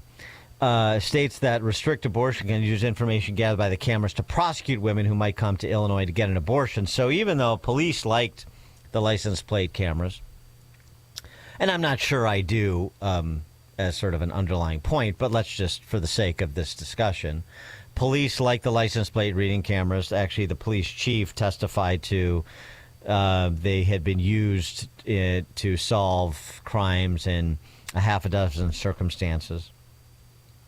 The Politburo decided to end the contract because they could be used to provide information to ICE or to states that restrict abortion, even though neither one of those things is happening.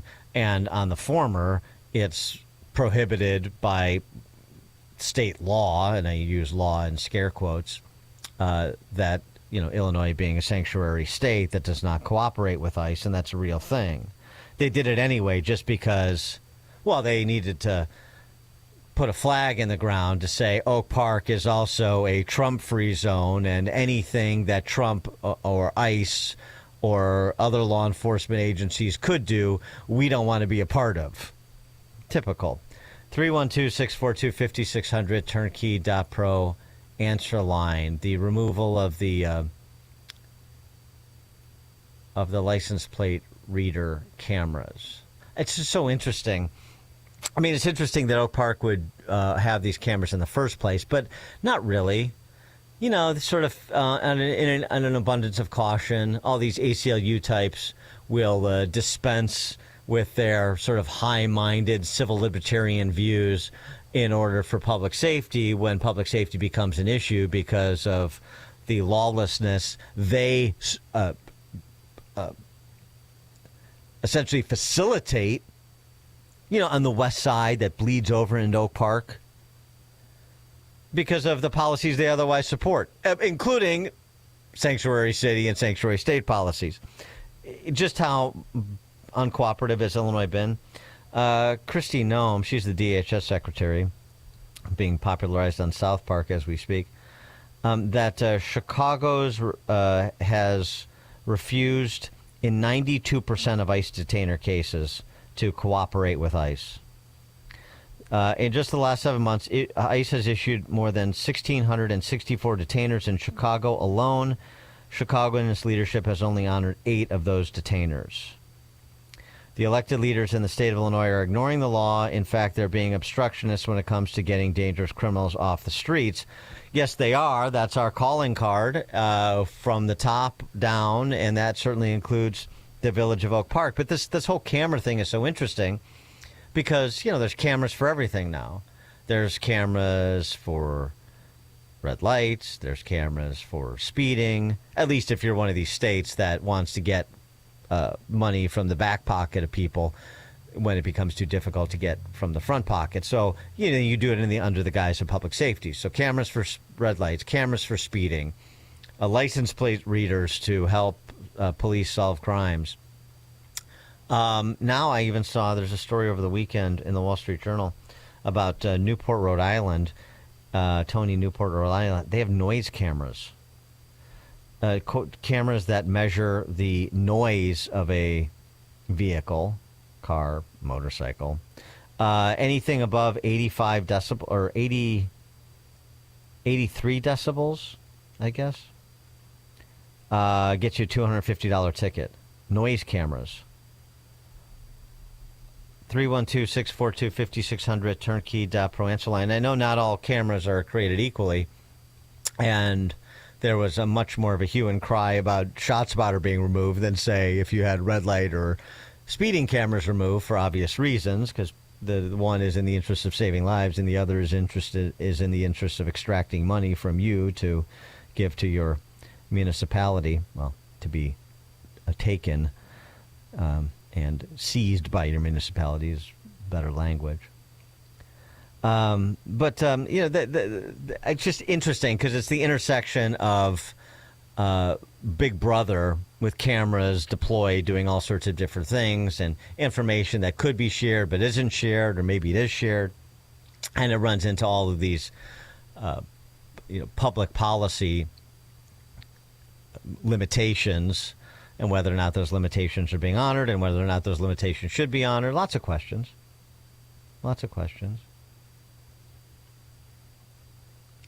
312-642-5600, turnkey.pro answer line. CWB Chicago has been doing a series on ShotSpotter, by the way, just folding that in as one of the more popular camera technologies to be deployed.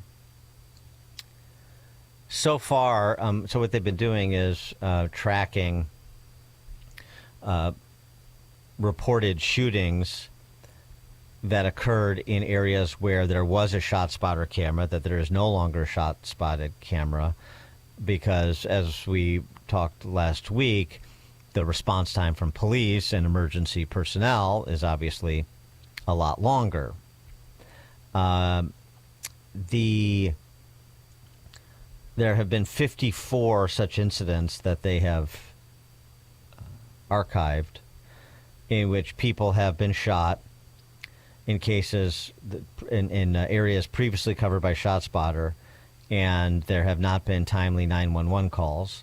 And so now you're talking about people bleeding out on the streets that might have otherwise survived, at least some of them, or the injury being more catastrophic than it otherwise would have been if emergency services got a 911 call and they were able to arrive more quickly. 54. So, it's just the sort of the sacrifice of common sense on the altar of identitarian politics, and that's what you see going on in Oak Park. It's not the same benefit, but it is still a public safety benefit in terms of aiding police in investigating crimes and finding parties responsible. But that has to be sacrificed on the altar of identitarian politics, of no person is illegal, just as the argument was made by BLM Brandon and those who killed the ShotSpotter program, that somehow the cameras were racist because they were deployed in heavy crime areas, which also happen to be areas where there's a concentration of minority families. I mean, that's just what it is. So you either are interested in public safety or you're not. You're either interested in bringing people to justice or you're not. You're either interested in saving lives or you're not. And that's where I think there is somewhat of a parallel between ShotSpotter and between these license plate readers in Oak Park. Roger in Southside. Hi, Jim. They better be careful with those $250 tickets. I mean, that's kind of cutting into their vote base, isn't it? Cutting in their base where? In Newport, Rhode Island? No. Well, what I'm saying is it's to the left or right. I mean, you can go on, if you try racking up all the cars that have these souped-up noise things on their mufflers or blacked-out windows, there wouldn't be a Democratic Party or vote. Okay. Well, I'll tell you what. If you started deploying noise cameras, boy, you think the red light cameras are generating cash. The noise cameras, particularly at $250 a pop, like Newport, Rhode Island, and it's not just the throaty engines and stuff too. It's the music and the decibels at which the music is played, particularly on like those slingshots. They're always roaming around the downtown entertainment districts like Old Town. Christine in Rogers Park. Hi, I have a couple money makers. First of all, about half the Teslas I see driving don't have a front license plate on them. And second of all, this is on the book. They could enforce those tinted windows, and they don't write tickets for it. Yes, but do you want them to do that? Are you trying to generate more revenue for the city?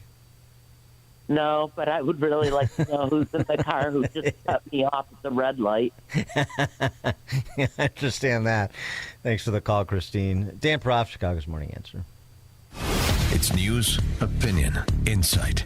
This is Chicago's Morning Answer on AM 560.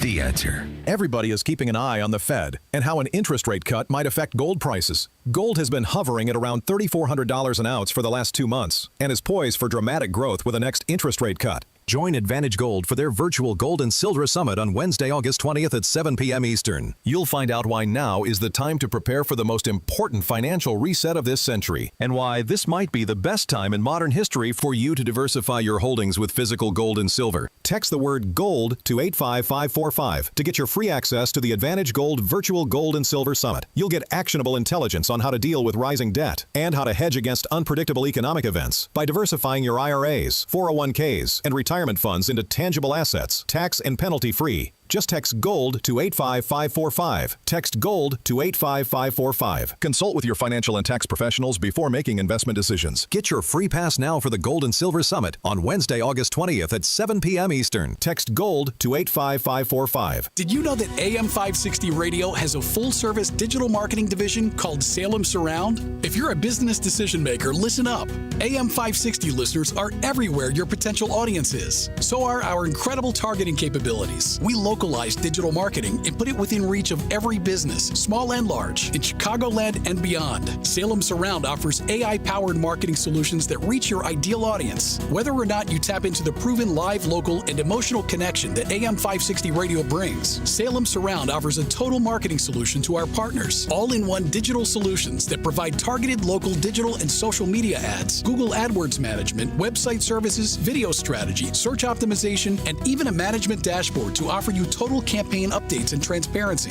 Your Salem Surround representative is located right here in Chicago. Experience the Salem Surround digital revolution today. Call 847-472-8951. That's 847-472-8951.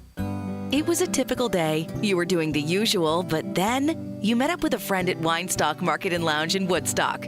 Wow! The small-town charm and turn-of-the-century building set the tone for a classic outing. Their charcuterie pleased your palate like you never imagined. The Chicago beef sandwich made your taste buds dance. And the hand-selected wines from small vineyards around the world, so perfect.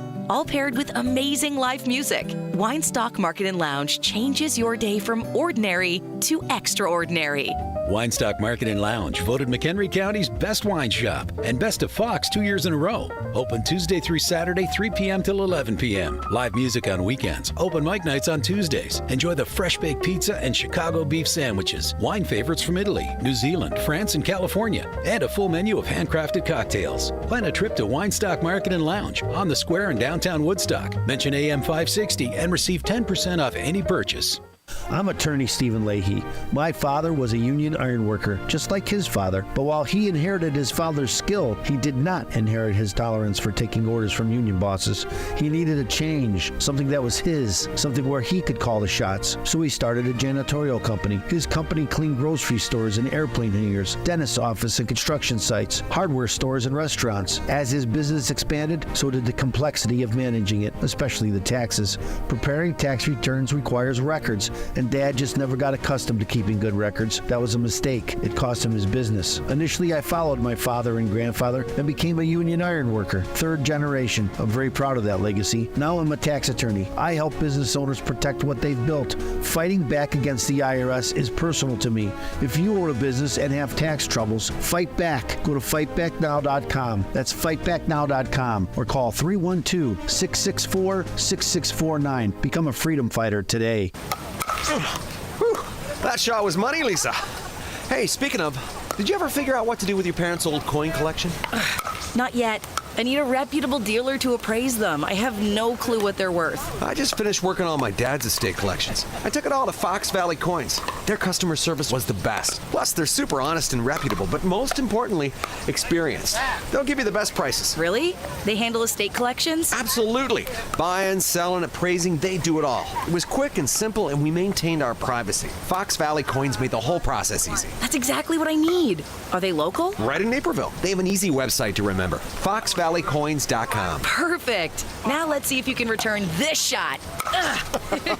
Whether buying or selling or just want valuation, Fox Valley Coins is your trusted gold and silver dealer. Visit Fox Valley Coins, 1 light north of I-88 on Route 59 at the Naperville-Warrenville border. FoxValleyCoins.com. Family-owned integrity since 1981. If you have unfiled taxes or are in debt to the IRS, this is important news. Did you know the IRS has programs specifically designed to help people struggling with tax debt? Powerful tax assistance programs that can save you thousands if you qualify. No one knows these programs better than the experts at Optima Tax Relief, America's most trusted tax resolution firm. A-plus rated by the Better Business Bureau, their award-winning tax attorneys and licensed professionals have resolved over $1 billion of tax debt for their clients. One call to Optima can start the process, helping to put an end to your worries about wage garnishment, asset seizure, and other aggressive IRS actions. Find the best options to solve your tax problems. Call the experts at Optima Tax Relief today for a free consultation. Call 800-965-1433. 800-965-1433. 800-965-1433.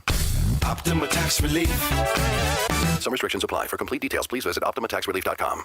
If you're purchasing a new home or refinancing your existing home, you need to call Team Hochberg, your trusted local lender. Suzanne called after hearing me explain discount points on my radio show because her son was purchasing a home in Colorado. I answered Suzanne's questions and encouraged her son to call me for a free consultation. Suzanne was so impressed with the service I provided, she wrote this 5-star Google review. Quote, I sent David an email today with a question about discount points that I heard him talk about on his radio show. And he called me back this evening with a complete explanation. I'm so impressed with his responsiveness and knowledge. Thank you, Suzanne, for the amazing review. I strongly encourage everyone to check out Team Hochberg's close to 600 5-star Google reviews. Team Hochberg helped Suzanne and thousands of radio listeners, but we can't help if you don't call 855-563-2843 or visit 56david.com. That's 855-563-2843 or visit 56david.com. Lower.com, equal housing lender, MLS 112-461. AM 560, The Answer. Dan Proft here. Just a postscript on the license plate reader cameras in Oak Park. The account of this board meeting, Vicky Scammon is apparently the Panjan drum in Oak Park these days. And there was a back and forth, this 5-2 contentious vote. An emotional Scammon who appeared at one point to wipe away a tear decried the process that led to the vote to get rid of the camera, saying, "This feels icky."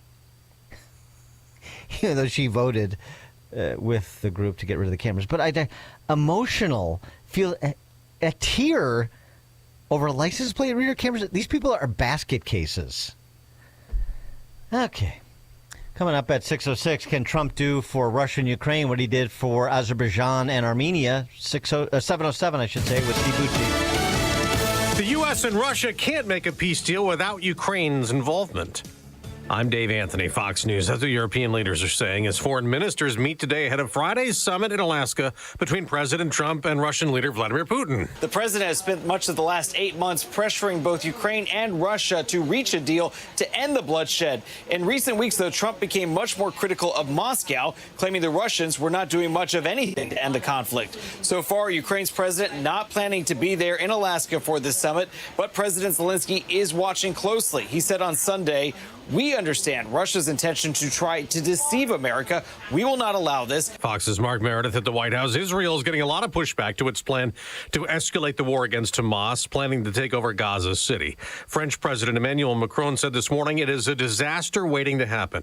But acting U.S. Ambassador Dorothy Shea told a skeptical UN Security Council, "The United States has been working tirelessly to free the hostages, end this war, and give civilians in Gaza a future free of Hamas." In a few hours, President Trump will further detail his stepped-up law enforcement to fight Washington, D.C. crime. The Washington Post reports the FBI is also reassigning more than 100 agents to overnight shifts to help local police, and a decision to call up the National Guard could come later on today. D.C.'s mayor says the city's crime rate is down 20%, though, compared to last year. Fox's Madeline Rivera. It is sentencing day in Maryland for an illegal immigrant turned convicted murderer who killed Rachel Morin, a mother of 5 who was out jogging in 2023. Her Her mom, Patty, just told Fox it's been hard to write what she'll say at today's hearing. How can I put the value of her life, reduce it to ink and paper?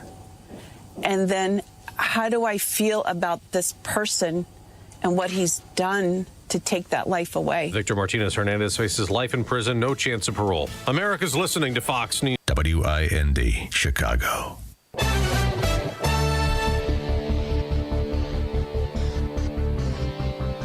Good morning. It's 77 degrees in Chicago in the AM 560 The Answer newsroom. I'm Nikki Whaley. Governor Pritzker isn't ruling out a 2028 presidential run. Pritzker was asked about a potential run while appearing on NBC's Meet the Press with Kristen Welker. No matter what decisions I make, and I mean in particular about what I do here in the state of Illinois, is about the people of Illinois. Indeed, any future decisions of mine will always be guided by that. The governor also responded to a question about whether he was being hypocritical for criticizing Texas's redistricting plan when the vast majority of Illinois' congressional districts are Democrat and that the state has been plagued with gerrymandering and corruption for decades. One teen is dead, another is wounded following a shooting on the west side. Police say two 18-year-olds got into a fight with two other people early yesterday in the 5000 block of West Maypole Avenue. Two other people pulled out guns and opened fire, hitting two teens. Both victims were hospitalized, where one of them died. No arrests have been made so far. Chicago police are looking for a driver involved in a deadly hit and run on the south side. Authorities say Jermaine Martin was walking in the crosswalk at 55th Street and Kinsey Avenue early Saturday when a silver Toyota 4Runner Limited hit him. The vehicle fled on Kinsey Avenue and was last seen near Archer and Sacramento Avenues. The victim was pronounced dead at the hospital. News is a service of Goldilocks, offering Chicagoland state-of-the-art smart security systems to protect your home or business. AM 560 listeners receive 3 months of monitoring free with new installs. Get peace of mind by calling Goldilocks at 708-889-5600. Again, that's 708-889-5600. A check of the roads coming up in 2 minutes on AM 560 The Answer. Join John Anthony, host of Black and Right, for a cruise on Lake Michigan, Saturday, September 6th. Come aboard the luxury yacht Free Spirit for a fun afternoon with fellow AM 560 listeners. Enjoy great food and beverages and be a part of the live broadcast of Black and Right with John Anthony. Tickets are on sale now at 560theanswer.com/cruise. That's 560theanswer.com/cruise. Are you living with dry AMD? If so, you could be on the road to geographic atrophy, or GA, a condition that leads to retinal cell death and permanent vision loss. But with Izervay, you can slow it down and get it going slower. Izervay slows GA progression by targeting a key source of retinal cell death, which may help preserve your vision longer. Izervay, or Avastin Captid Pagel, is a prescription eye injection used to treat GA. Don't take it if you have an infection or active swelling in or around your eye. Izervay can cause eye infection, retinal detachment, or increased risk of wet AMD. Izervay may temporarily increase eye pressure. Your vision may be impaired after an eye injection or exam. Don't delay. Ask your doctor about Izervay today. Izervay gets GA going slower. Visit Izervay.com. That's IZERVAY.com. Paid for by Astellas Pharma. Why don't we do one of those one-day bathroom remodels? Well, because I don't want a generic bathroom that looks like it belongs at a campsite. Fair. I'd love something that fits us. A bigger shower, safety grab bars, better lighting, heated floors. Let's go with Forever Remodeling. There's no templates. Every design is unique and exactly what we want. At Forever Remodeling, no two bathrooms are ever the same. Visit Forever Remodeling today at foreverremodeling.com. That's the number 4everremodeling.com. And tell them AM 560 sent you. Hey, heard you're getting ready to move. We just listed our house on the market. Just make sure you have the right attorney. Doesn't the real estate agent take care of all that? They stay involved, but you want to make sure you have a great lawyer that's negotiating the terms, helping resolve inspection items, clearing up title issues, preparing the deed and other documents, and attending the closing. The attorneys at Nauman & Associates in Elk Grove Village have decades of experience handling real estate transactions every day all over Chicagoland. NALawGroup.com. Good morning. It's 77 degrees in Chicago in the AM. From the Team Hochberg Traffic Center, I'm Nikki Whaley. On the Edens, inbound from Lake Cook to Montrose, 18 minutes, 13 minutes outbound. On the Kennedy, inbound from Montrose to the Burn Interchange, about 18 minutes. Outbound is about 15 minutes. On the Eisenhower, inbound from Wolf to the Old Post Office is about 23 minutes. Outbound is about 21 minutes. On the Stevenson, inbound from the Tri-State to Lakeshore Drive, 36 minutes. Outbound is about 18 minutes. On the Dan Ryan, inbound from 95th to the Burn Interchange, 30 minutes. Accident, 2 right lanes are blocked. This has been a mess most of the morning. It's going to be slow between 57 Bishop Ford Merge and 71st Street. Traffic is a service of almostfreeteeth.com. What if you could save on average 90% for dental implants and get 100% of your smile back? With the Blue Cross Blue Shield PPO or FEP, it's possible. Check if you qualify at almostfreeteeth.com. Chicago's Morning Answer continues next, but now I check your forecast from the National Weather Service. Today will be mostly cloudy and humid with a thunderstorm reaching a high of 86. Tonight stays mostly cloudy, warm, and humid with another thunderstorm dropping to a low of 73. Tomorrow, expect variable cloudiness with a few showers and a thunderstorm, remaining humid with a high of 85. I'm meteorologist Jason Caterina on AM 560, The Answer. Get the latest weather, traffic, and news updates online at 560theanswer.com. Now, from the Signature Bank Studios, this is Chicago's Morning Answer with Dan Proft on AM 560, The Answer.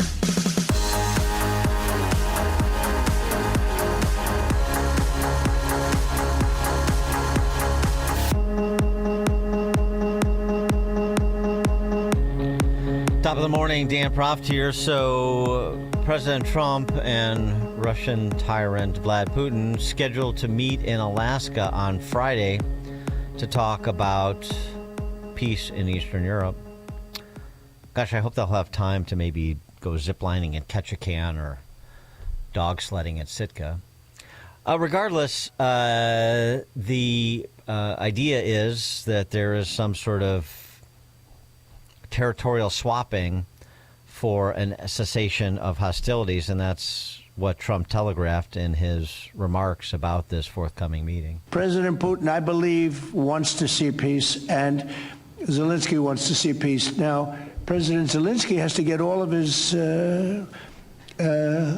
everything he needs, because he's going to have to get ready to sign something, and I think he is working hard to get that done. Will Zelensky have to give up territory, Mr. President? Well, you're looking at territory that's been fought over for 3.5 years with, a lot of Russians have died, a lot of Ukrainians have died. So we're looking at that, but we're actually looking to get some back and some swapping. It's complicated. It's actually nothing easy. It's very complicated, but we're going to get some back. We're going to get some switched. There'll be some swapping of territories to the betterment of both. For more on the topic, we're pleased to be joined for our weekly conversation by Stephen Bucci, who served America for 3 decades as an Army Special Forces officer and top Pentagon official. Now visiting fellow in the Heritage Foundation's Allison Center for Foreign Policy Studies. Stephen, thanks for joining us. Appreciate it. It's always my pleasure. Thank you for having me back on the show. Have you ever ziplined in Ketchikan, by the way? I've ziplined a lot, but not in Ketchikan, no. I highly recommend it if you ever get up that way. So the sit-down between Putin and Trump and maybe not Zelensky, a proposal has already been floated, this by Putin, to basically say, you give me the eastern part of Ukraine, which I already control, and I'll agree to a ceasefire. That was rejected by both the EU and Zelensky.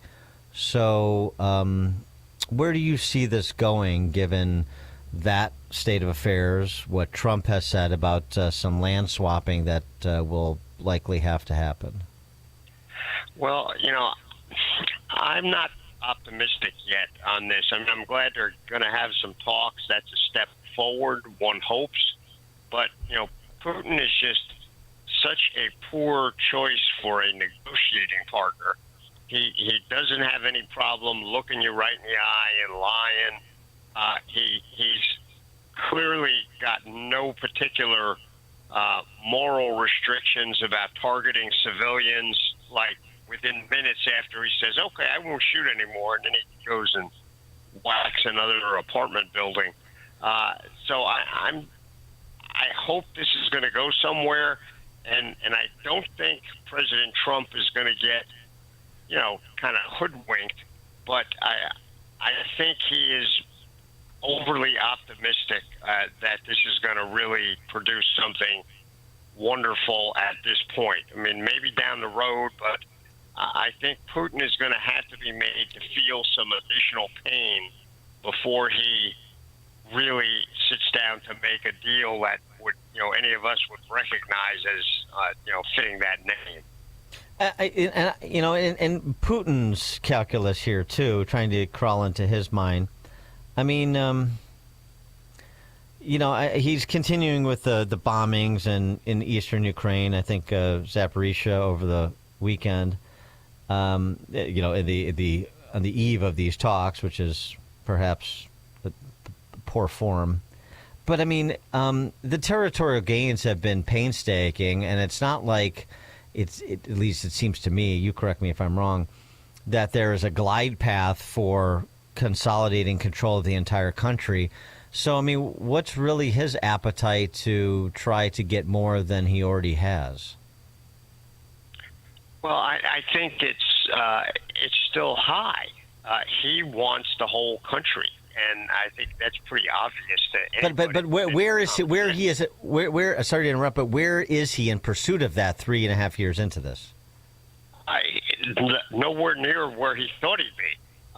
Clearly, and he is feeling some pain. A lot of it domestic, because he's having to force people to go and fight. He's having to go hat in hand to North Koreans to ask for some additional fighters.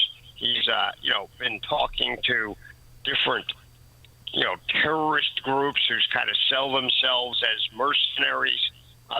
None of those are good looks for the head of a country that wants to style himself as still being a superpower. But he does have the stronger hand here over Ukraine if President Trump wants to push it in that direction. And I just get concerned that President Trump wants a win here so badly that he's going to accept what's a crappy deal that down the road is going to lead, might be a temporary pause, but then down the road you see Putin jumping in again when he gets a breather. I think all that needs to be considered.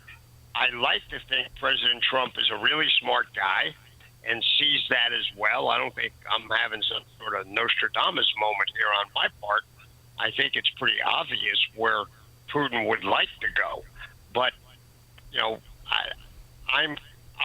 I'll be cautiously optimistic that President Trump can pull something out, but I'm not ready to break out the party balloons. Doesn't he also have something to remind Putin about, in addition to the ability to impose more sanctions? And that is, hey, we cut this deal with Ukraine. We have this mineral sharing arrangement, so that's important to us. So, we're going to defend that arrangement. You understand this. So whatever your designs are on the whole country, those aren't going to happen because our interests are aligned with Ukraine per this mineral deal that we cut. You understand that. So what do you think you're in line for, given that reality? I think that is exactly the kind of negotiating stance and methodology that Trump needs to follow. He should lay out all of the factors there for him. He doesn't have to be bombastic. He doesn't have to make a threat, per se. But he needs to be bluntly honest with him and not project into Putin some sort of Western mindset of how negotiations normally go. Because Putin doesn't think like a Westerner. He thinks like a KGB agent. And that means you got to be tough and tough again to get the point across. So I think that's probably a good plan that you just outlined. I hope that or something very much like that is what's going to be put on the table by Trump. He does have a bit of momentum going into this sit down, and that is because Trump brokered this peace agreement between longtime rivals, to be polite about it, Azerbaijan and Armenia. They signed this deal that to boost bilateral economic ties after decades and decades of conflict between the two nations. So that was sort of a pleasant surprise that Trump was able to consummate. Yeah, that was a kind of a surprise, and Trump kind of is a surprise sort of guy. You never know when he's going to pull one out of the hat, both literally and figuratively. And I think all of us who want to see peace there in Ukraine and give these poor people a break from what was a completely unprovoked attack by Russia 3.5 years ago, we're all hoping that that's where this is going to go and get to some sort of agreement. But I don't think, I think Putin is still negotiating like he's Hamas and just, no, we win because we're still alive, so we're gonna demand everything. Israel has to go and think that's a good negotiating stance. Well, Putin has his version of that. No, I just want everything in Ukraine, and by the way, no arrangements that would potentially hinder me in the future if I change my mind and decide I want the rest of it. Another burning oil derrick that Trump has to deal with is Gaza. And some developments there. Trump speaking with Israeli PM Netanyahu yesterday after the Israeli Security Cabinet approved Netanyahu's plan to engage in a full-scale military occupation of Gaza to destroy the remaining Hamas strongholds and attempt to retrieve the remaining hostages. This has been, of course, treated in some quarters as a broken promise. Netanyahu said there would be no military occupation of Gaza, and now there is going to be an attempted military occupation of Gaza. But this is, that's a little bit, those critics are being a bit disingenuous, are they not? Because this is a temporary military occupation for this specific purpose. And then Netanyahu, as Netanyahu said, there will be no extended military occupation. It will be some sort of a governance there that will not be Israel. Look, Netanyahu doesn't want to stay in Gaza forever unless all the Gazans leave. I think then he might consider it, but that's not likely to happen. So, but he's been forced by the intransigence of both Hamas and the international community over this to be in a position where Hamas is removed from power 100% and some other entity comes in to manage it. And thus far, no one has volunteered to come in and do that in anywhere in the Muslim world or the international community. So I believe it's twofold. One, Netanyahu understands it's probably the only way he's going to be able to get the remaining hostages and the remains of the hostages that have already been murdered. And it's the only way he's going to root out these last few remnants of Hamas's leadership and fighters, because once somebody else gets in there, that cancer is just going to regrow. I don't care who they are, unless it's somebody like us, and we don't want to do it for sure. But on the other hand, the announcement of it is literally throwing down the gauntlet to the Muslim world. And say, you guys are trying to be helpful. This is where you need to step up and do it. And he's sort of trying to force their hand. Whether that accomplishes what he wants or not, we'll see. But, you get these Looney Tunes like Macron and Stammer and all these guys, and they're picking on Israel as if Israel is the one who started this whole thing, and that somehow Israel doesn't have a right to protect itself Oh, and on top of that, while you're protecting yourself, you should really be the ones who are feeding all these people who are spitting on you and attacking you and did all these horrific things. So I think this is Netanyahu's attempt to restabilize the world to some sort of realistic picture away from the crazy nonsense that's been going around thus far. But we'll have to see if it works. Well, the other thing about this too, it just struck me over the weekend, the opposition to Israel coming from a small group of, in MAGA world, a small group of conservatives who otherwise understood back post 9/11 that we were in a civilizational fight with radical Islamist terrorism, whether in the form of Al-Qaeda or ISIS. And fast forward to October 7th, and it's the same fight. It's just Hamas and Hezbollah and other proxies of Iran. And by the way, concurrent to this story out over the weekend, ISIS soldiers behead Christians in Mozambique, burning church and homes, a quote-unquote silent genocide in Mozambique and Congo. So Christians are still being persecuted, or worse, by ISIS, which still has remnants of its former self in operation. And so now do a little bit of juxtaposition here with what's going on in Gaza. These terrorist organizations, they don't get the message. And so do you want these conflicts to persist, the civilizational struggle to persist, or do you want to eliminate the threats to civilization once and for all? It seems to me that needs to be put to some people who think Qatar is an ally of ours and Israel is not. Yeah, it's this wing that's popped up in the Republican Party. It baffles me because it's not seemingly tied to any reality, and I think it's a problem. I think, frankly, some of it, and I know this will get some calls into the station, I'm sure. Some of it is also tied with the Ukraine conflict. You have people that you would have thought would have, been strongly in support of helping Ukraine, not sending troops or anything else, but at least keeping them in the fight.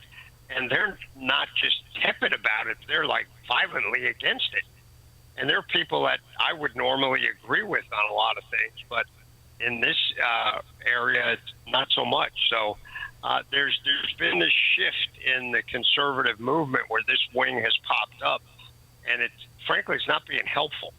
And I think President Trump has got to balance that with his inclination to try and do the right thing in both of these situations and helping the aggrieved parties.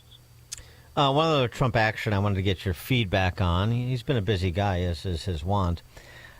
He ordered the Pentagon to use armed forces to carry out basically missions against drug cartels in Central America. He signed a directive, the reporting is, to use military force against certain Latin American drug cartels the administration has deemed terrorist organizations. And so now the report is that you have armed services in the planning stages of what they are going to do consistent with that directive from the president. So now you have the prospect of military action on foreign lands in pursuit of drug cartels. What's your view on that? I think that is probably not that great an idea. I mean, there might be some very specific actions, maybe the head of a drug cartel, you want to go down and render them and bring them back for prosecution here in the United States.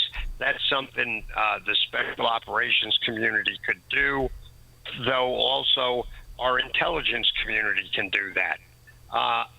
It's beyond the scope of normal law enforcement, but it's not. It can't be construed as an invasion of another country. I think there are a lot of people that have read the Tom Clancy novels and are thinking we're suddenly going to have, teams of special operations forces all over Latin America assassinating drug cartels and trying to annihilate them. First of all, most of those drug cartels are enormous numbers-wise and have fighters involved in them that are not Muslim extremists but have the same level of extremist thought process. In other words, they're willing to die for their cause. They're true believers. They see anybody from outside the country as an existential threat and will go down fighting, which is the kind of enemy that you usually need more than a couple of guys to deal with. So I'm hoping that maybe this whole maneuver is actually a very small effort with a lot of publicity tied to it, a lot of good messaging. But anybody who thinks it's a brilliant idea to line up American forces and start thinking that they can run all over Latin America going after bad guys, the Banana Republic response days are long gone and should have been. So I would be very cautious. If President Trump asked me, I'd say, boss, don't overuse these guys or overextend them, because all you're going to do is have a bunch of them coming back in bags. They may kill a whole bunch of bad guys in the process, but I'm not sure that's going to solve the problem. Stephen Bucci served America for 3 decades as an Army Special Forces officer and top Pentagon official. Now a visiting fellow in the Heritage Foundation's Allison Center for Foreign Policy Studies. Stephen, thank you as always. It's my pleasure. I look forward to talking to you next time. Great. And Stephen joined us on the Turnkey.pro answer line. The stories you need to know to start your day. This is Chicago's Morning Answer on AM 560. The Answer. Ross Shaw talks about building income in retirement. You know, you can actually structure it in a way to have that $4,000 a month coming in the door every single month. So you don't have to look at the stock ticker and say, oh, the stock market's up today, stock market's down. You still got that $4,000 a month, and having that opportunity to take the vacations and do all the fun things in retirement that you always dreamed to do. Unleash your wealth, Saturday at 7 a.m. and 2 p.m. on AM 560, The Answer. A large retail store just canceled a huge order, leaving MyPillow with a ton of extra MyPillows. But you know what? That's their loss and your gain. MyPillow is offering the Classic Collection for wholesale prices. Only $19.98 for a standard MyPillow. But it gets even better. For a limited time, they're going to offer the entire Classic Collection at wholesale prices. Get queen-size MyPillows for just $24.98. Upgrade to king-size for only $29.98. Get the body pillows for $39.98. And the multi-use MyPillows for only $12.98. So go to MyPillow.com and use promo code LIBERTY or call 800-489-0201 to take advantage of wholesale pricing and receive $100 in free digital gifts when your order is $75 or more. That's right. Get the standard MyPillow for only $19.98. So go to MyPillow.com or call 800-489-0201 and use promo code LIBERTY. That number again is 800-489-0201. Promo code LIBERTY. Salem News Channel is America's fastest growing conservative TV network. It's an absolute crazy day. Home to the largest lineup of free speech champions anywhere. Delivering in-depth insight and unapologetic opinion on today's biggest news stories. Americans aren't going to put up with this anymore. SNC brings you the news that matters, told with integrity and clarity. Watch Salem News Channel free 24/7 on your television. Stream now on Pluto TV. Experience a luxurious summer when you visit Trump International Hotel and Towers, Chicago, a Forbes Travel Guide 5-star hotel. Take in stunning views of the Chicago skyline from the heart of the city, steps away from the iconic Magnificent Mile and the revitalized Riverwalk. Treat yourself to exquisite dining at Terra 16 Restaurant and Rebar Lounge, overlooking the Chicago River and Lake Michigan. Catch the Navy Pier fireworks display from Terra 16's patio on Wednesdays and Saturdays all summer long. Relax in immaculately designed suites that offer the utmost level of comfort. Refresh in the state-of-the-art spa featuring a 75-foot swimming pool, steam and sauna rooms, relaxation lounge, and more.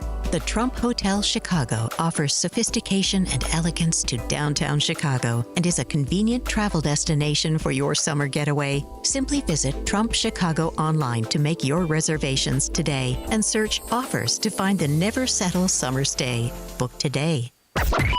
AM 560, The Answer. Top of the morning, Dan Proft here. Boy, oh boy, the expectations game. I pray that J.D. Vance is correct in his assessment of what is to come with a Russiagate reckoning.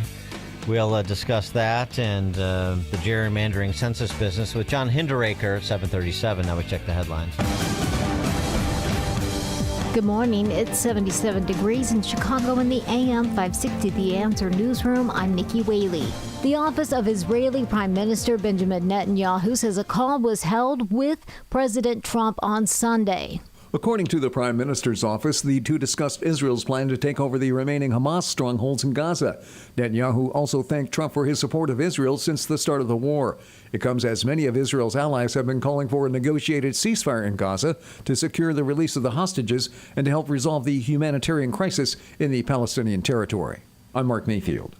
The official portrait of former President Obama is now reportedly out of view from thousands of White House visitors. That's according to CNN, which obtained a photo of the Obama portrait now hanging in a corner at the top of the stairwell of the grand staircase. The portraits of former President George W. Bush and former President George H.W. Bush have also been moved. CNN also reports sources said the moves were directed by President Trump. The area where the portraits are now displayed is heavily restricted to the First Family, Secret Service agents, and a limited number of White House staff. I'm Lisa Carton.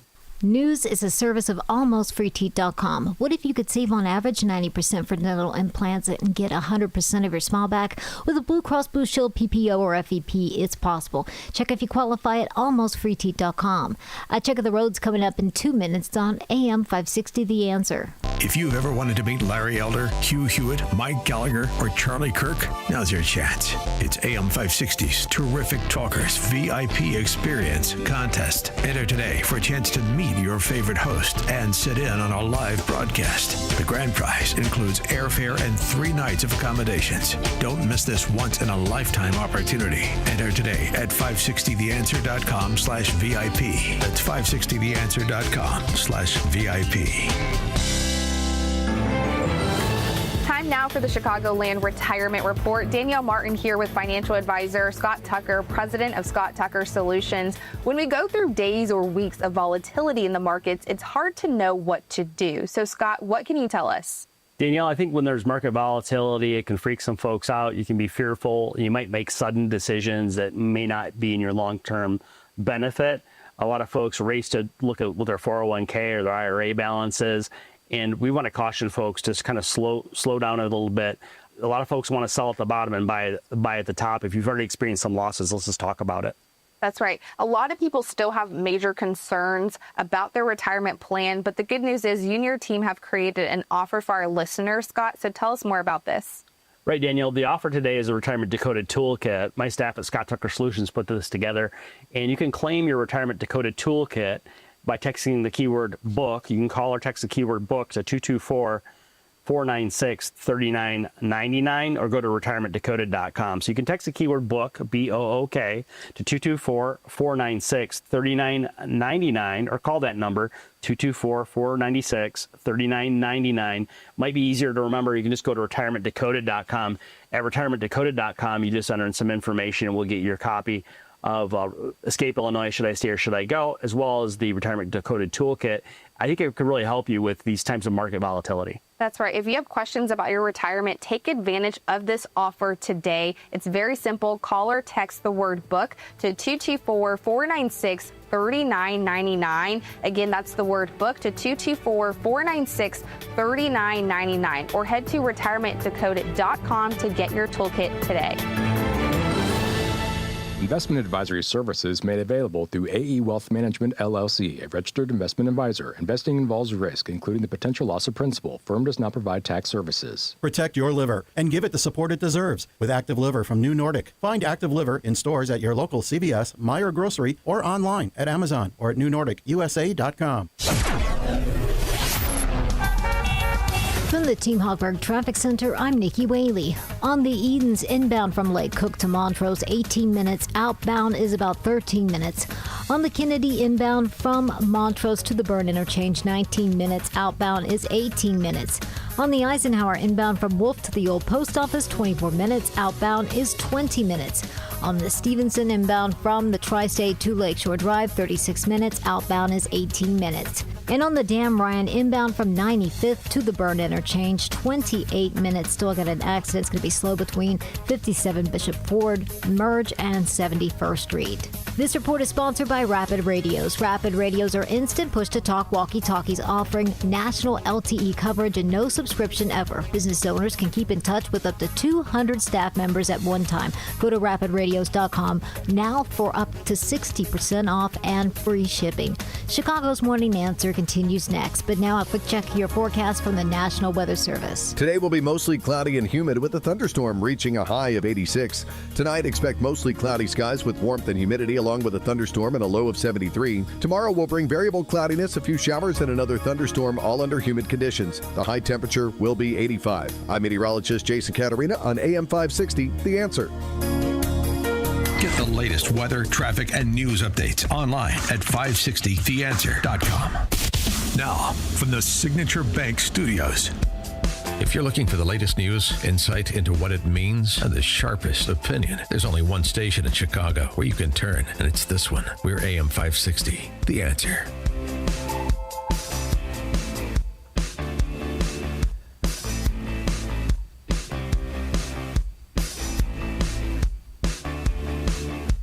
Top of the morning, Dan Proft here, and boy, this whole Save Our Democracy business over gerrymandering is going about as well for the left as did the Save Our Democracy by not providing an early buyout for federal government employees. It just doesn't have stickiness, I don't think, particularly when you have a couple of the principal proponents, those would be Governors Hochul and Pritzker, upchucking all over themselves on national TV shows, as occurred this weekend. First, Kathy Hochul being queried by Shannon Bream on Fox News Sunday about what the courts had to say about New York State's congressional district maps. And Hochul only had her talking point to use in defense. Here's how National Review summarized it. They said it was only 3 years ago that New York's Democratic legislature drew up a map so brazenly contemptuous of basic rules that govern a district's contiguousness that the state's Democrat-dominated Court of Appeals threw it out. The New York Times at the time called those maps comically contorted. That's their quote. So your state's highest court at the time, all the judges appointed by Democratic governors, they threw the maps out. So fair to say Democrats have done what they're now accusing Republicans of doing. No, we followed the rules. We do it every 10 years. We base it on census. But the court said you didn't follow the rules. Well, we did follow the rules. So the court was wrong? Well, we followed the rules. So did you follow the rules? We followed the rules. Yeah, I got it. Democrat-dominated high court. When you've lost the New York Times, Kathy Hochul. Oh, boy. Yeah, we follow the rules. We broke the rules in the time when you're supposed to break the rules. That's how we follow them. We didn't do it mid-decade, so the fact that what we did was illegitimate is okay because we did this illegitimate thing in what we say is the prescribed time. It's a compelling argument. Dizzying intellect, that Kathy Hochul. Jelly Belly, Pritzker, that is, didn't do much better when confronted by Kristen Welker, of all people. When you lost the New York Times, Kathy Hochul, when you've lost Meet the Press, J.B. Pritzker, confronted by Welker with Illinois' map. Look, sticking on your state's map, every major group that grades the fairness of congressional maps gives your state an F.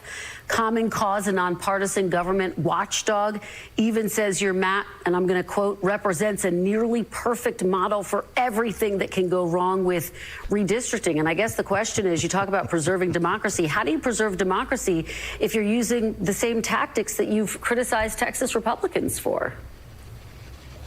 But as I say, what they're talking about is a distraction. The reality is that the violation of people's voting rights is what Texas is attempting to do. That's what's wrong with their efforts right now. And the fact that the president of the United States knows it and nevertheless is asking them to do it. That is what's wrong with what we're seeing right now. Democracy is at stake. We follow the rules, Kristen. Democracy is at stake. We don't have time to worry about Illinois' map. We've got to address the Texans and their threat to democracy. These MAGA extremists, all the buzzwords in no particular order. For more on this, please be joined by John Hinderaker, president of the Center of the American Experiment, contributor Powerline, powerlineblog.com. John, thanks for joining us. Appreciate it. Always great to be with you, Dan. I haven't seen two skilled communicators like that since Kamala Harris and Tim Walz. Well, they're not used to being asked questions. You know, it's shocking. You go and meet the press, and somebody actually asks a Democratic politician a question. They are not used to it. But you know, Dan, I mean, we can cut to the chase here. You know, a lot of this is a kind of a so's your old man, you did it, we do it. But an economist who works for my organization went through systematically and looked at each state, and he calculated if the congressional representation was as close as possible to the votes for Congress in the last election, you know, 50% Democratic votes should be 50% representatives in Congress. And if you net all that out, the bottom line is that the Democrats have an extra 6 seats in Congress. And that also means, by the way, 6 votes in the Electoral College. So if we did away with gerrymandering, the net effect would be there would be more Republicans and fewer Democrats in Congress. You said 6 more Democrats. You mean 6 more Republicans? Oh, I'm sorry if I said that. It's early in the morning, Dan. If I said no problem. 6 more Republicans. The Democrats are overrepresented by that measure by 6 seats. So if you had perfect representation according to the votes for Congress in each state, there'd be 6 more Republicans, 6 fewer Democrats. Yeah, but even though they say that's their standard, they don't want to be held to it, of course. Well, of course not. No, it's a threat to democracy. You know, right. That's the classic line. A threat to democracy is when Democrats lose an election. Yeah, although, I mean, I have to say they're really making a mess of this in the sense that the response to, you know, the throwdown of the gauntlet, if you do this in Texas, then we're going to do this in the states where we control. Well, to your point, we'll go ahead. And then we'll just incentivize more people to be as aggressive as Greg Abbott is in places like South Carolina and other states where there is big still upside of 1 to 2 to 3 seats, Indiana, elsewhere. And so then the net will be even more decided than you just said on behalf of Republicans. Well, you know, even the New York Times admitted that the Democrats have a big problem in the states they control. They are already so heavily gerrymandered, there's not much more they can do.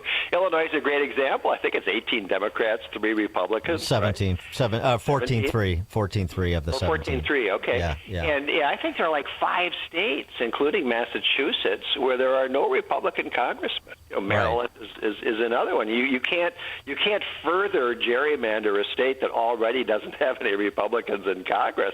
And so they're kind of, you know, a lot of this is idle threats coming from the Democrats because they've already done about all they can do. Well, do you also get the sense that this everything is saving our democracy is sort of becoming the new racism? I mean, it's an accusation that has just been rendered meaningless through overuse and misapplication.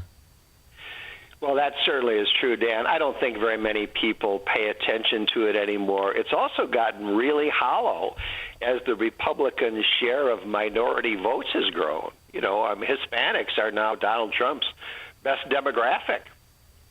Yeah, right. It's something that Jasmine Crockett is having a difficult time explaining in terms of her position in Texas on the mapping and so forth. Very interesting. Bobby O'Rourke. You may know him as Beto. I mean, he's been involved in this. He sort of reemerged because I guess he helped to underwrite the abdication to Illinois of those Texas legislators. I mean, he had this to say about the posture the party should take. I think it's one of those cases where, you know, he said the thing out loud that you're supposed to say in close quarters. We're not going to let him stop us. Are you with me on that? Ándale. It also means, as Mark was saying earlier, we don't await the punch thrown by these would-be fascists to land.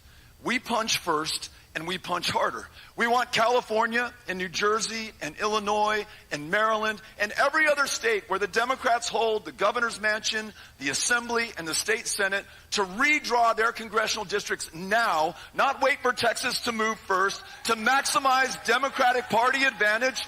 Listen, you may say to yourself, well, those aren't the rules. There are no refs in this game. F the rules. We are going to win whatever it takes. We're going to take this to them in every way that we can. Democrats 2026, frack the rules. That's the slogan. Yeah, well, you're right. Yeah, he said out loud what the Democrats have been doing for quite a while, but prefer not to talk about. And as we said there, Dan, I mean, good luck with that. I don't know that there are any states that the Democrats control that are not already so heavily gerrymandered that it would be hard to make them much worse. I wanted to get your take on something J.D. Vance said on an unrelated topic over the weekend in his sit-down with Maria Bartiromo. I heard it. I was sort of happy to hear it, and I was a little trepidatious as well, because this is the expectations game again. And, I mean, you know, he's got a Yale law degree. I mean, I know he understands the law, and he's a smart guy, but you're putting a marker down that, well, if it's not honored, I think the Trump administration is going to have some disappointments at minimum. Here's what J.D. Vance said about Maria Bartiromo's stock question, which is, when are we going to get a reckoning for the ne'er-do-wells who participated in Russiagate? What they basically did is they defrauded the American people in order to take Hillary Clinton's presidential campaign talking points and turn them into intelligence by defrauding the American people, defrauding the intelligence agencies, lying about what the intel said.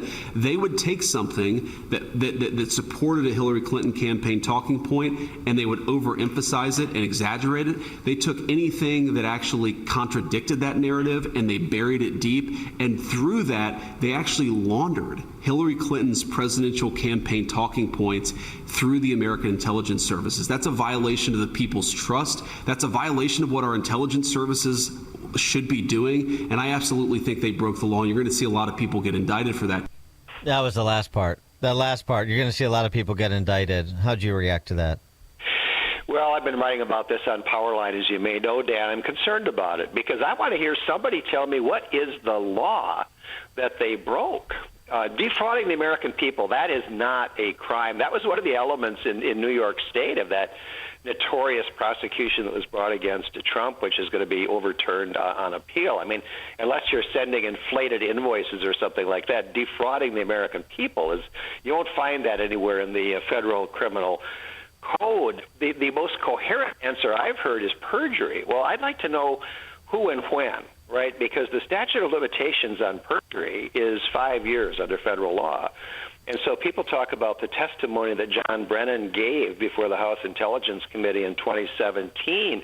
And I agree. I think he did perjure himself in that testimony. However, the statute of limitations ran 3 years ago. And so I'm with you, Dan. I'm concerned that the administration is building up this expectation. It's kind of like Jeffrey Epstein, you know. Yeah. They're building up this expectation that there's going to be a bunch of indictments, and we're going to see John Brennan and you know, Clapper and Comey and these guys in orange jumpsuits. I would love to see them pay a price for what they did. The Russia collusion hoax, in my opinion, was the worst scandal in American political history, but I'm still waiting for somebody to explain exactly what is the crime and when was it committed and by whom. Yeah, I mean, you know, you've heard, I'm sure you've heard as well, Mike Davis from Article 3 Project and others make an argument on behalf of conspiracy charges, conspiracy to deprive rights, conspiracy to perjure. If there are any subsequent acts extend the conspiracy, could bring prior bad acts into exposure, legal exposure. Again, prior bad acts being, you know, instances of perjury. So there are definitely some theories about that. But yeah, I mean, I agree. There's a lot of been made of this strike force that the Department of Justice has apparently put together on this, and they seem to be moving in a fairly aggressive posture consistent with the facts. But, at the end of the day, if you want to take down a Comey or a Brennan, much less anybody higher up on the food chain than that, if you're a prosecutor, which Pam Bondi is, she's going to want an airtight case. Yeah, the kinds of theories you just mentioned, Dan, seem to me to be very tenuous. We don't want to do what they did in state court in Atlanta. Fannie Willis, remember her? Oh, yeah. They had a conspiracy case, a RICO case, and they forgot to allege any criminal acts in the conspiracy. It was one of the most pathetic complaints I've ever seen in my life. And of course, the case crumbled for a variety of reasons. So they want something solid. It's anything they do here is going to be very heavily scrutinized, and I'm still waiting to see what those solid criminal charges might be. Well, I'm patient. I'll wait. I'll wait till they exhaust their efforts, but we'll see. I wanted to get just sort of a stop, look, and listen, thinking about the midterms, even though they're quite far off. But what's your temperature on a state like Minnesota, where you hail? In terms of is there real angst with Trump? Is it the same as it was midterm in his first term? Are things different? Do you have any sort of optimism about the prospects for Republicans to surprise and hold in 26, despite the historic headwinds of a midterm? I'm not optimistic about that, Dan. The Democrats only have to pick up a handful of seats. I don't see this as being very different from most midterms. The out party is heavily motivated, and the Democrats are just crazed. A lot of what I think Democratic politicians are doing nowadays is really just intended to whip their troops up into a frenzy for the midterm election. And as far as I can see, the Democrats are in a frenzy. And another problem I see, we certainly see this in Minnesota. We saw it in 2022. There are quite a few conservative-leaning voters who are Trump voters. They'll turn out for Donald Trump. They may or may not turn out for Republicans if Trump is not on the ballot. And I think that's going to be a big problem in my state in 2026, and I think that could be true in other states as well. Yeah, I agree with you. That's a problem. You win and then you get complacent, or just the energy isn't there. The sort of this is why the enthusiasm measure that's in so much polling is always an important number to look at. Who's really motivated to go out there and die on a hill for their candidate or their party. John Hindraker is president of Center of the American Experiment, contributor to Powerline, powerlineblog.com. John, thanks as always. Great to be with you, Dan. And John joined us on the Turnkey.Pro answer line. The more you listen, the more you'll know. This is Chicago's Morning Answer. Morning Answer on AM 560. The Answer.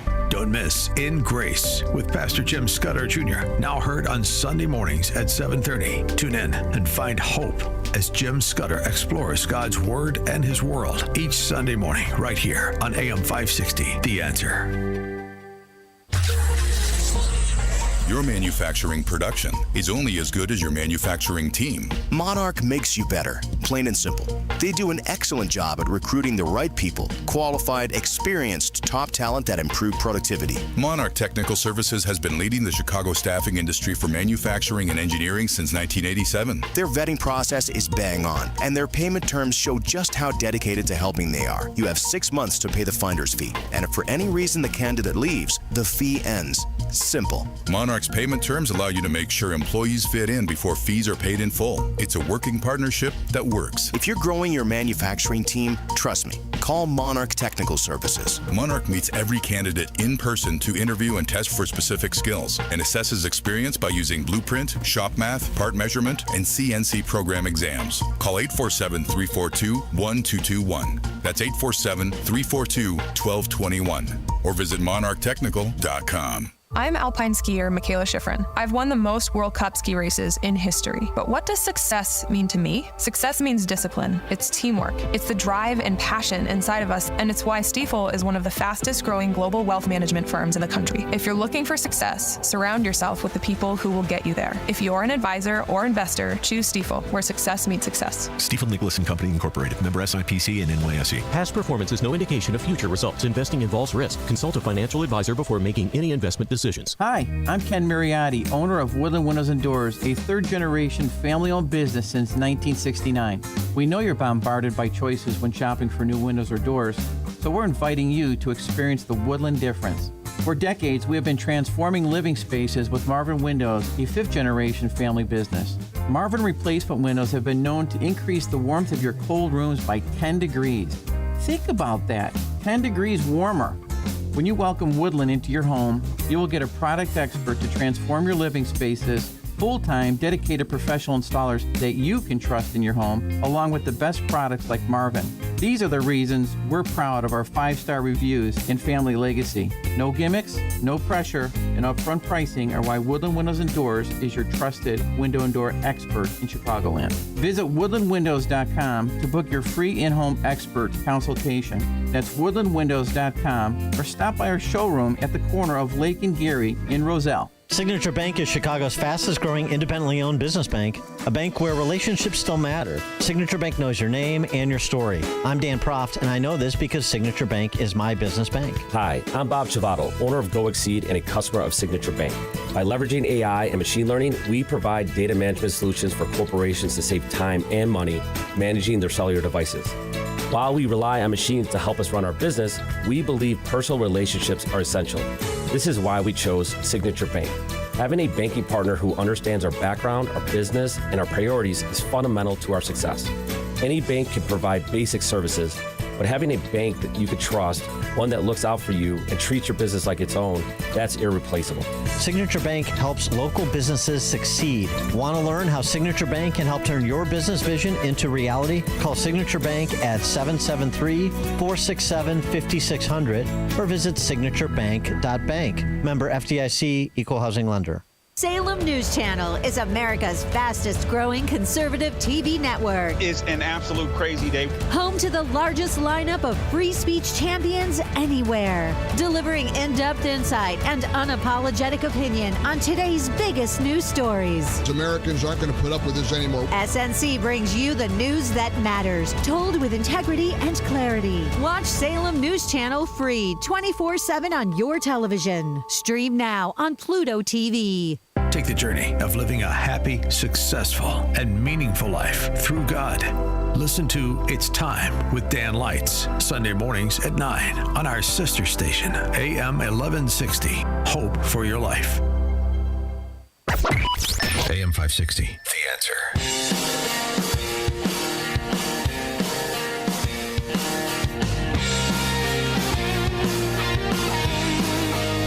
Coming up at 8:08, we'll talk markets, the prospect of IPOing GSEs like Fannie and Freddie, as well as climate lawfare.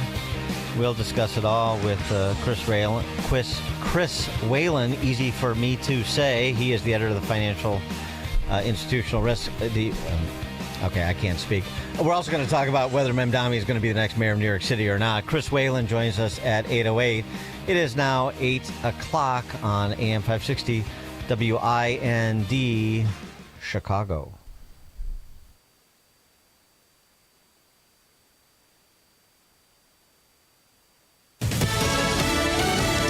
Washington, D.C. will be liberated today. I'm Dave Anthony, Fox News. That's what President Trump posted on Truth Social, writing that crime, savagery, filth, and scum will disappear. He's already sent in more federal law enforcement, and Fox has learned he may call up National Guard troops. And the Homeland Security Secretary, Kristi Noem, said that ICE and Border Patrol will also be involved. Over the weekend, cameras captured some federal resources already on the ground responding to some crimes in real time as they were occurring around D.C. And to give you an idea of what police are facing, look at what happened over the weekend in Navy Yard. That's right near our ballpark where fights broke out. Someone fired gunshots. This is supposed to be one of the nicer areas in the district. A juvenile curfew was later put into effect around Navy Yard. That's Fox's Mark Meredith at the White House. Overall, crime in Washington, D.C. is down 7% this year. Police say violent crimes dropped 26% from last year, but there was a surge in homicides and carjackings from 2021 to 23.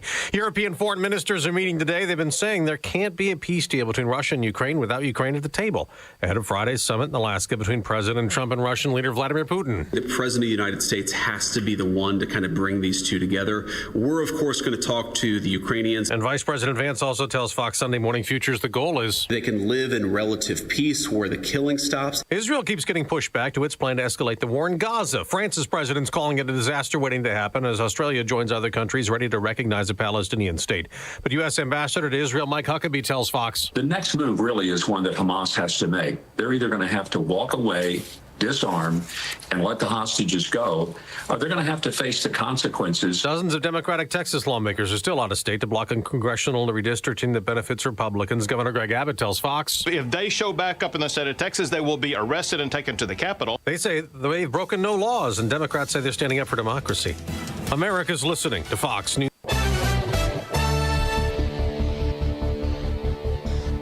Good morning. It's 78 degrees in Chicago in the AM 560 The Answer newsroom. I'm Nikki Whaley. Governor Pritzker isn't ruling out a 2028 presidential run. Pritzker was asked about a potential run while appearing on NBC's Meet the Press with Kristen Welker. No matter what decisions I make, and I mean in particular about what I do here in the state of Illinois, is about the people of Illinois. Indeed, any future decisions of mine will always be guided by that. The governor also responded to a question of whether he was being a hypocrite for criticizing Texas's redistricting plan when the vast majority of Illinois' congressional districts are Democratic. Pritzker said they held public and legislative hearings before a map was passed at the end of the census. He said, meanwhile, in Texas, that's being passed at the behest of the President of the United States, which is false. The people of Texas are wanting the redistricting as well. The Texas lawmakers have fled to other various blue states. The FBI has reportedly agreed to help track down the Democrats as Texas Governor Greg Abbott and others have called for their arrest. Meanwhile, Michael Madigan is being ordered to report to prison while he appeals his conviction in his corruption case. A federal judge denied a request by the former Illinois House Speaker to remain free. Madigan must report to federal prison on October 13th to begin a 7.5-year sentence behind bars. He was found guilty in February of bribery and other corruption counts. Federal prosecutors say Madigan conspired with others to get ComEd to make monetary payments to his associates in exchange for favorable legislation. News is the service of Fox Valley Coins, currently buying all gold and silver bars and coins, silver dollars, rare, date, proof, and mint sets. Visit foxvalleycoins.com. A check of the roads coming up in 2 minutes, but now time for the Signature Bank Business Beat. I'm Charles Payne, and this is the Fox Business Report. Multiple reports say chip makers NVIDIA and AMD have agreed to give the U.S. government 15% revenue from sales of artificial intelligence chips to China. Intel CEO Lip Bhutan is said to be visiting the White House today. Rumble shares are up nearly 20%. The video sharing site says it intends to make a stock offer to buy artificial intelligence cloud computing group Northern Data. Warby Parker has kept the price of its basic glasses at $95 for 15 years, and it's not planning to charge more. The Wall Street Journal says it's betting it can offset tariffs and other costs with sales of more expensive glasses. That $95 deal does not include pricier progressive lenses. That's your Fox Business Report. I'm Jenny Coselda, invested in you. Join John Anthony, host of Black and Right, for a cruise on Lake Michigan, Saturday, September 6th. Come aboard the luxury yacht Free Spirit for a fun afternoon with fellow AM 560 listeners. Enjoy great food and beverages and be a part of the live broadcast of Black and Right with John Anthony. Tickets are on sale now at 560theanswer.com/cruise. That's 560theanswer.com/cruise. Chris Stigall for townhall.com. I recently penned an open letter to President Trump. Here's an abbreviated version. Dear Mr. President, I want to express my heartfelt gratitude for your unwavering dedication to our nation. Your leadership has profoundly strengthened Americans in the face of relentless challenges, and your sacrifice inspires millions. The FBI raid on Mar-a-Lago was a blatant injustice, yet it didn't deter you. You faced 6 baseless lawsuits, survived 2 assassination attempts, including the harrowing incident in July 24. In Pennsylvania, a bullet strikes your head, and minutes later, with blood on your face, you still stand tall, defiantly raising your fist and rallying the nation to fight, fight, fight, and you have. Your relentless push for the big, beautiful bill will ensure Americans keep more of their hard-earned money, and I could go on and on. I'm deeply grateful for your sacrifices and the lasting impact you continue to have on this nation and the world. It's with my sincere appreciation. This is Chris Stigall.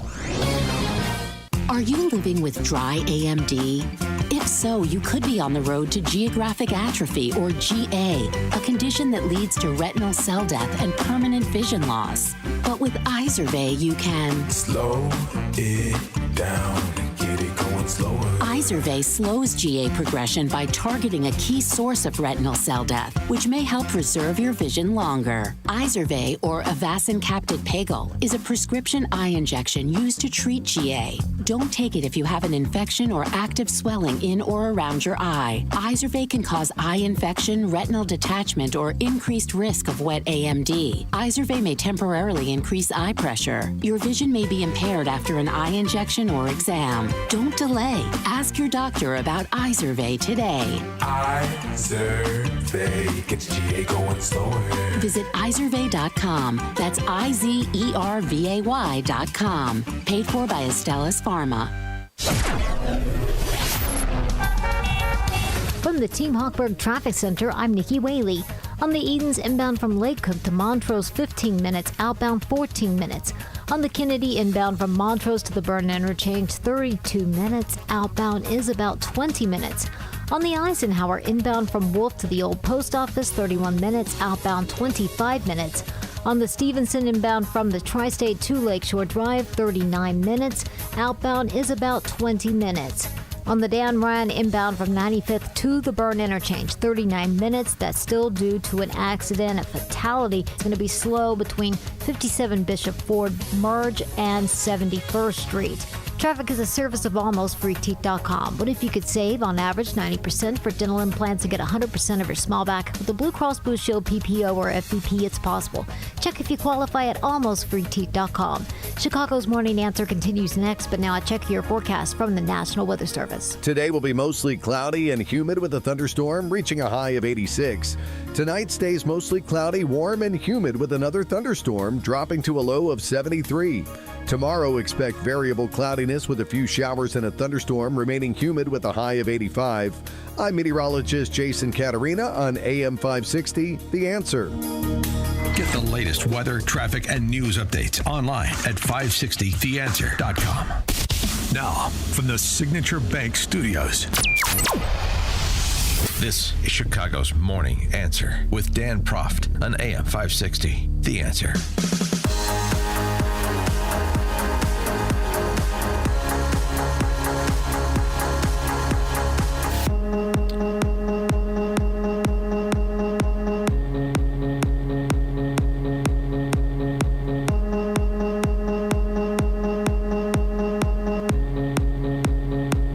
Top of the morning, Dan Proft here. We tackled this a bit earlier in the program, but I want to revisit it for the purposes of getting some comments from our next guest.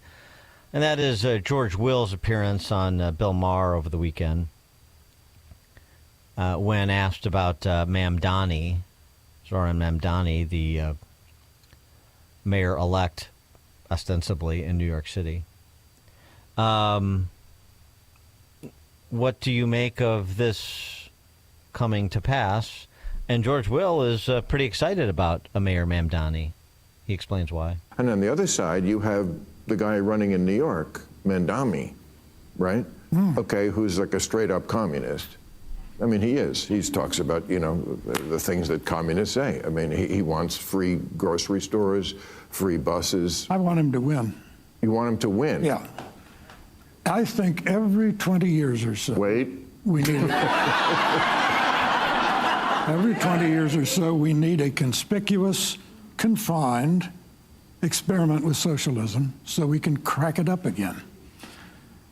Socialist slogan used to be, workers of the world unite, you have nothing to lose but your chains. The new socialist slogan is, trust us, this time it won't be a mess.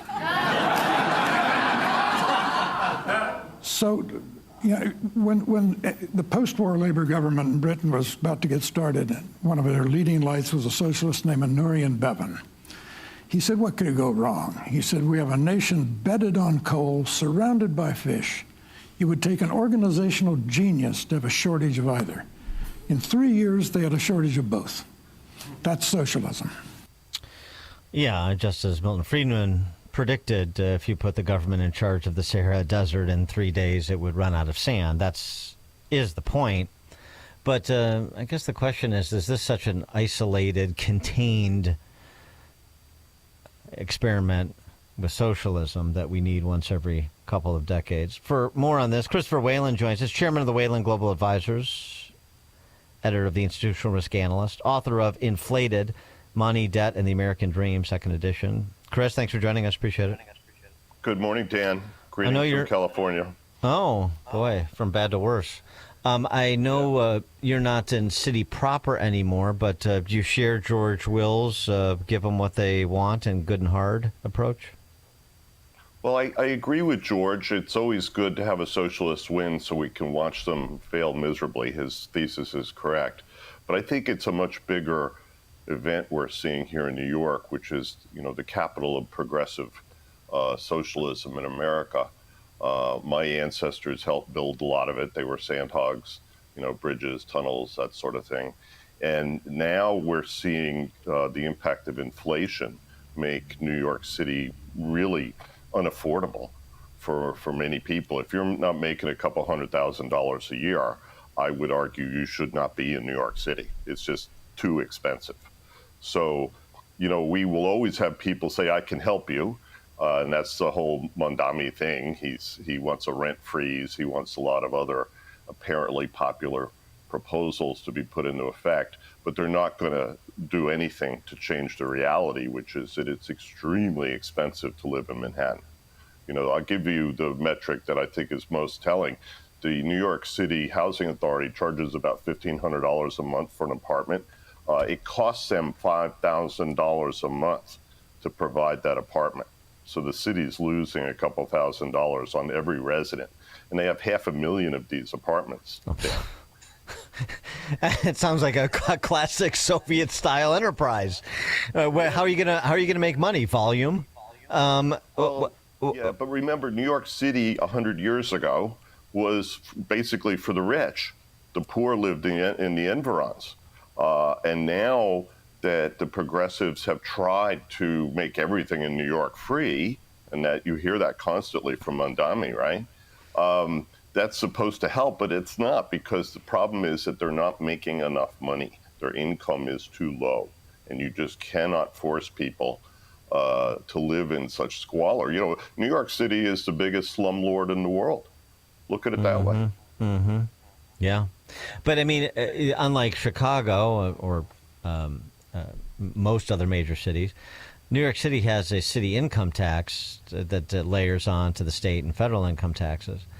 And the prospect that there will be an increase in that, and just sort of the general chaos that would come if Mamdani implemented the policies he's promoting, you're going to see continued flight of capital and productivity, aren't you? You are, but the interesting thing about the New York area is that while it's absolutely true that many people have been leaving the state and moving to Florida and places like this, there's still a huge influx of people who think that New York is a great place and that there's opportunity there. I have moved out of New York City back in 2021 with my wife. We live up in Westchester County, which is one of the most affluent areas of the United States, and we still cut our expenses in half, Dan. Half. So, I believe we should be evacuating New York City. We should be resettling low-income families into communities up and down the Hudson River where we have transportation and services and schools, and try and improve their lives instead of trying to pack them in tighter and tighter. That's the solution in New York. And it's very striking because just like Chicago, imagine how big a building in New York has to be, how many square feet for it to work financially, okay? That's stuff that was built 100 or 150 years ago, beautiful old buildings, right? They're just too small because you can't charge enough money to make them work. That to me is the issue. Inflation is driving the tilt back towards socialism in America. And it's important for conservatives to understand this. But the flip side is, we did that with scattered site Section 8 housing in Chicago when the projects came down and the city disproportionately distributed the residents of those housing projects to like South suburban Chicago, which just destroyed the city, which destroyed those suburbs, I should say. I mean, you had people that weren't socialized to be homeowners, frankly. They didn't have, they have no stake in the game. And this is not a race thing, because if you go back and look at articles in the Chicago Tribune from the 60s and 70s, really at the tip of this, it accelerated a couple of decades later. You have residents of Roseland, south side of Chicago, which was a middle-income, largely black suburb, but they were stakeholders and homeowners, and they were the ones, residents of neighborhoods like Roseland, saying, don't send, the public housing project residents to us because they're going to destroy our community. So it wasn't a race thing. It's an independence thing. It's a responsibility thing. And so the idea of sort of making the city's problems, the region's problems, is something Chicago has done too, but it hasn't been really to the benefit of the region, or at least significant parts of it. D.C., where I grew up, exactly the same thing you just described. In D.C., you said? Oh, yeah, very much. 40 plus years ago, you had the middle class black professionals moving out to Prince George's County and Montgomery County. And what's left in D.C. is what Donald Trump is dealing with today. Right. But, an interesting thing, we were going to also talk about the prospective release of Fannie Mae and Freddie Mac from government conservatorship. They may sell the multifamily apartment buildings that are financed by those two entities before they take them out for a public offering. That's going to be very interesting, because I'm not sure that those assets are saleable at all. You can't make them. You can't make the numbers work on those assets. No, and they're cutting back on Section 8, which you just mentioned. The new subprime in real estate are apartment buildings, not single-family homes. And they are just barely financeable. New York City has a terrible problem in this regard, and I think it's only going to get worse, because if you hold those assets and you see Mamdani coming in as the next mayor, they have zero value. There are several banks in New York City that could easily fail if this man wins the mayor's race. So interesting. Think about that. So multifamily homes and Fannie and Freddie trying to get those off their balance sheet before they go public, that could be a contagion. That's right. $500 billion, by the way.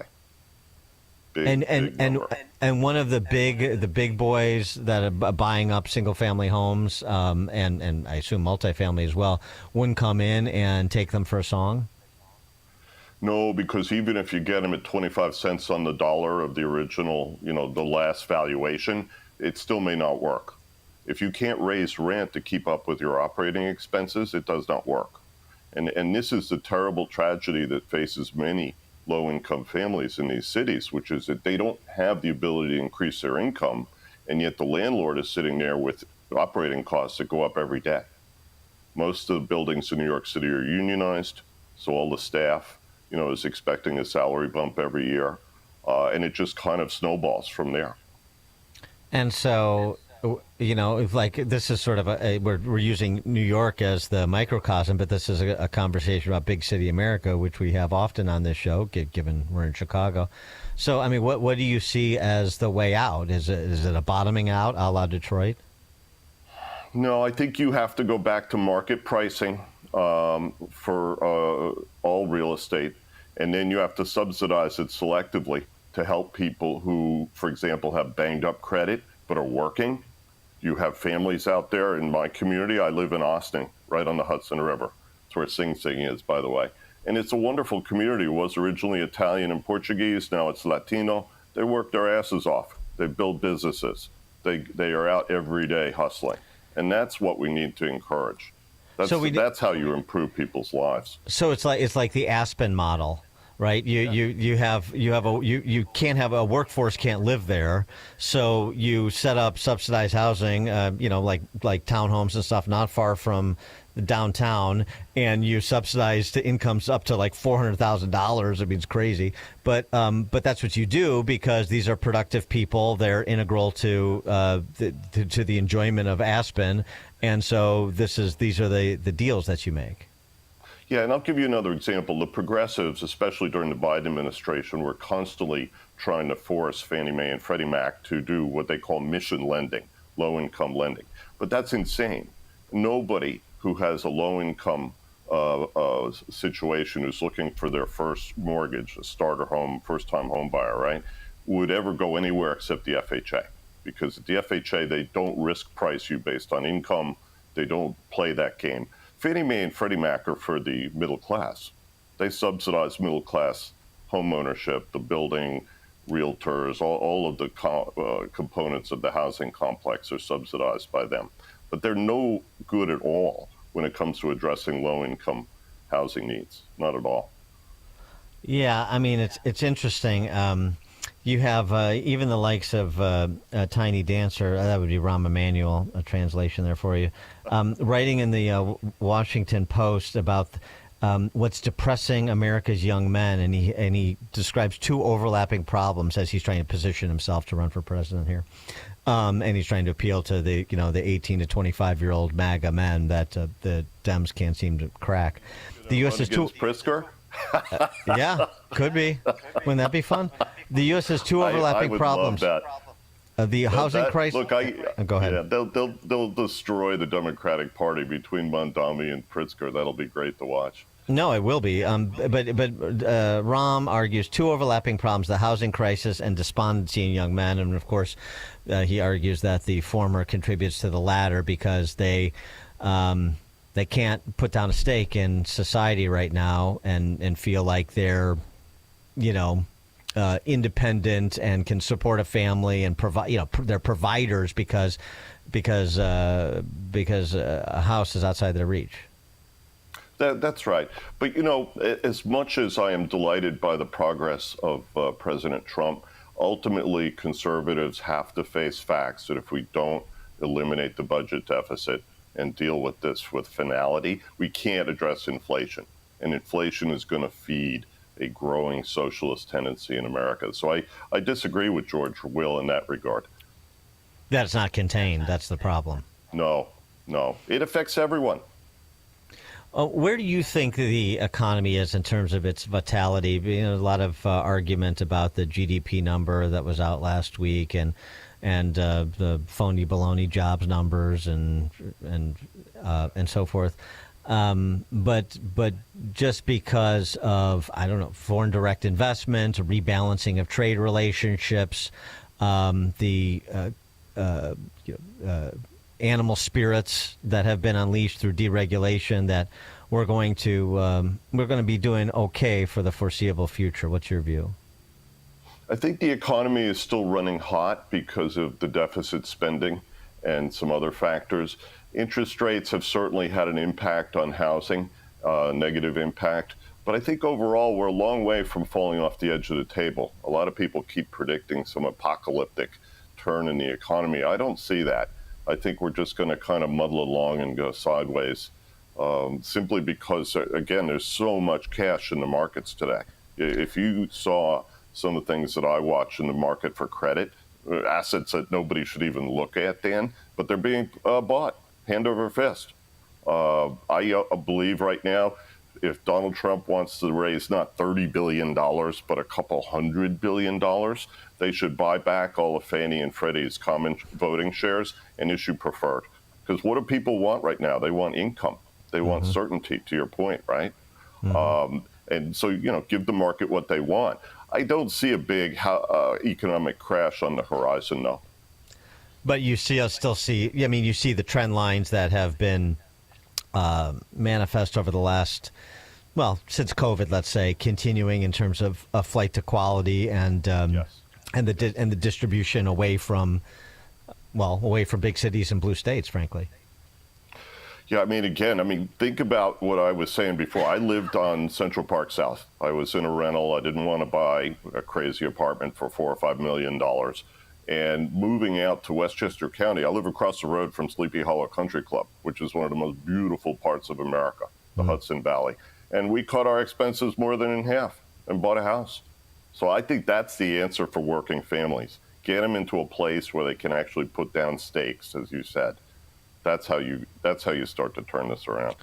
Chris Whalen, chairman of Whalen Global Advisors, editor of The Institutional Risk Analyst, and author of Inflated: Money, Debt, and the American Dream, second edition. Chris, thank you as always. Appreciate it. Have a great day, guys.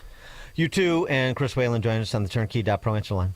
It's like a hot, steaming cup of information to start your day. It's Chicago's Morning Answer on AM 560. The Answer.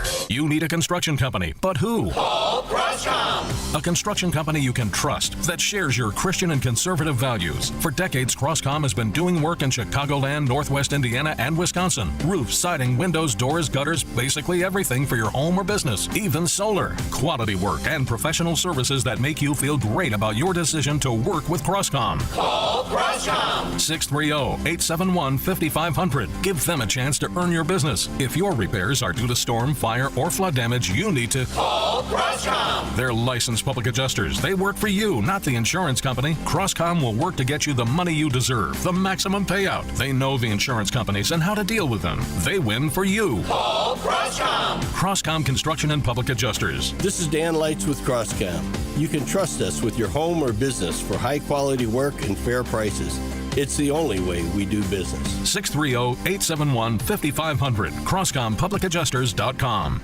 The IRS finally caught up with Louie. I hadn't paid my taxes in 8 years. I owe the IRS a lot of money. Louie was in deep trouble. We're going to take your house, put a lien on your bank account, garnish your pay. They don't care. They're going to take your paycheck. Louie found out about Optima Tax Relief, the leading tax resolution firm. A-plus rated by the Better Business Bureau, they've resolved over $1 billion for their clients. Optima Tax, they help me. They calm me down. They make me feel comfortable, and I trust them. Louie has a lot to be thankful for. I don't owe the IRS anymore, and I'm able to live a comfortable life, a lot better life. It was because of Optima Tax. For tax help you can trust, call Optima now for a free consultation. Take it from Louie. If you owe the IRS, don't go it alone. Give Optima Tax a call. They can help you. Call 800-965-1433. 800-965-1433. 800-965-1433. Optima Tax Relief. Testimonial from an actual client. Some restrictions apply. For complete details, please visit OptimaTaxRelief.com. Hello, I'm Joe Cordell, founder of Cordell & Cordell. Divorce is complicated, especially when your small business or professional practice is involved. At Cordell & Cordell, we understand that these assets raise unique valuation and allocation issues. For 35 years, we've helped doctors, lawyers, and small business owners navigate divorce with confidence. Call us at Cordell & Cordell. Let me tell you, I understand on a personal level, your business is much more than a job. It's your legacy. 2815 Old Jacksonville, Springfield. CordellCordell.com. You're great at protecting your own personal information. You probably even use things like two-factor authentication, strong passwords, VPN. But as much as you try to be in control of how your information is protected, there's lots of places that also have it. That's why LifeLock monitors millions of data points every single second for identity threats. If your identity is stolen, a LifeLock specialist is going to help solve the identity theft issues, guaranteed, or your money back. Save up to 40% off your first year with a promo code Beck at LifeLock.com. Terms apply. A large retail store just canceled a huge order, leaving MyPillow with a ton of extra MyPillows. But you know what?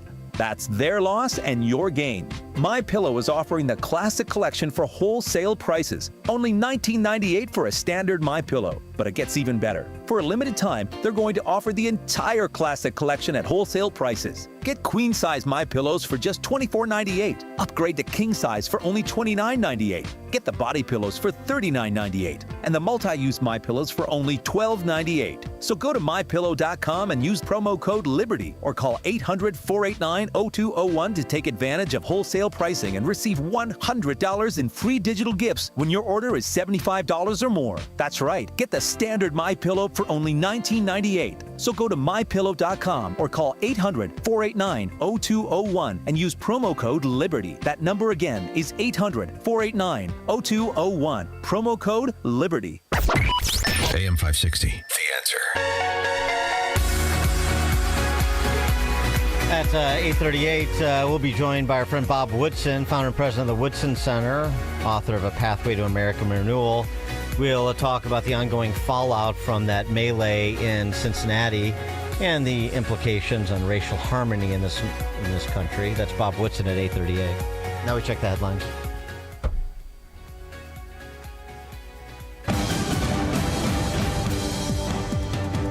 Good morning. It's 78 degrees in Chicago in the AM 560 The Answer newsroom. I'm Nikki Whaley. 5 journalists working for Al Jazeera are dead, killed on Sunday by an Israeli airstrike. The network claimed the strike was a targeted attack on the media in Gaza City. They're calling it an assassination. NBC News reports that without evidence, Israel is claiming one of those killed is prominent journalist Anas al-Sharif, who they say was actually working with the Palestinian militant group Hamas. The Committee to Protect Journalists has condemned the bloodshed, arguing that Israel has a long history of accusing journalists of being terrorists without offering up any evidence. I'm Michael Kastner.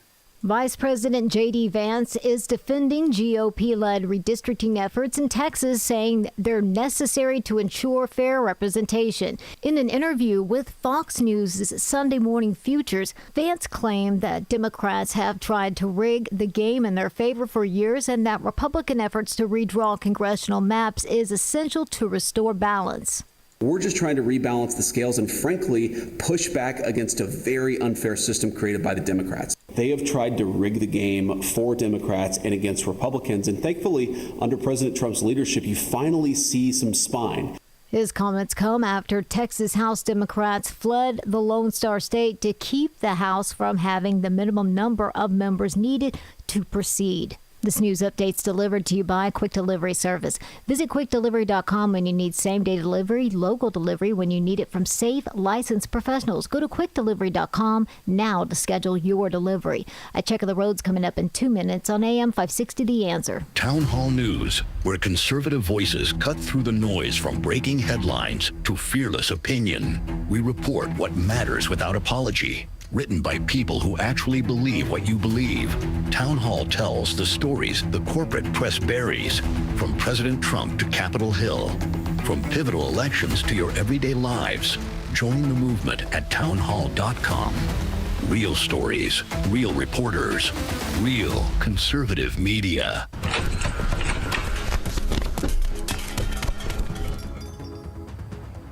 They took everything. Our equipment, our supplies. It's all gone. It's devastating. Every order is going to be delayed for months, and our customers are going to find someone else. I don't know if we'll ever recover from this. We're already getting calls from clients checking on their orders. Who knows how long it will take to get back on our feet? What were we thinking not upgrading our security? Don't let a break-in devastate your business. Protect yourself with Goldilocks. They'll create a customized security solution for you. From commercial doors with keyless entry to 24/7 alarm monitoring, they have you covered. Learn more at GoldilocksInc.com and have a security technician conduct an on-site assessment of your business. Plus, AM 560 listeners get their first 3 months of monitoring free with a new install. Call Goldilocks now. 708-889-5600. That's 708-889-5600. Goldilocks, Chicagoland's premier locksmith door and security systems company since 1981. People ask us all the time, when's the best time to replace an old air conditioner? Simple. Before it breaks. Because when it does, you know it'll be the hottest day of the year, and suddenly you're scrambling like hundreds of others to get help during a heat wave. At Air-Rite Heating and Cooling, we've seen it all. We know there's never a good time to be without AC, especially in Chicagoland, where the humidity can make 80 degrees feel like 100. At Air-Rite, our experienced technicians don't just work fast, they'll do it right. Browse through our more than 1,500 5-star Google reviews to see what our loyal customers love most about us. If it's been a while since your system was inspected, don't wait for a heat wave before having it checked out. And right now, AM 560 listeners receive $56 off any service. Visit Air-Rite Heating and Cooling today at AIR-RITE.com. Again, that's AIR-RITE.com. Air-Rite, doing it right since 1959. This hourly segment is brought to you by Destination Retirement with Robert Kuhn, Sunday mornings at 11, sponsored by Kuhn Capital Partners in Naperville.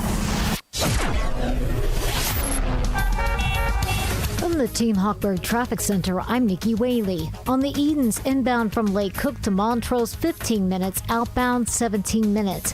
On the Kennedy, inbound from Montrose to the Burn Interchange, 36 minutes, outbound about 19 minutes. On the Eisenhower, inbound from Wolf to the Old Post Office, 37 minutes, outbound 29 minutes. On the Stevenson, inbound from the Tri-State to Lakeshore Drive, 36 minutes, outbound is 24 minutes. This report is sponsored by Blindster.com. Kyle started Blindster in 2010 to make quality, custom-made blinds affordable to everyone. Traditional window covering retailers are expensive. Blindster prices are low, and their blinds are guaranteed to fit. Blindster.com.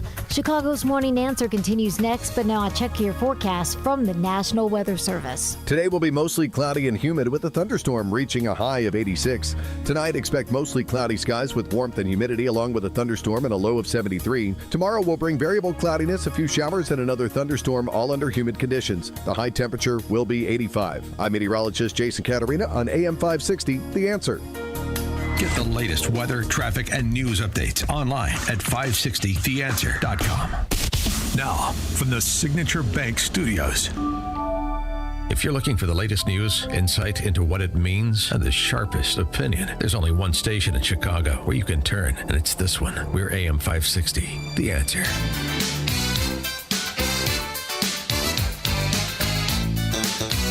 Top of the morning, Dan Proft here. So Holly from Cincinnati, the woman that was sucker punched and knocked out cold on the streets of Cincinnati outside a jazz festival, and we learned she was part of a group celebrating somebody's birthday party.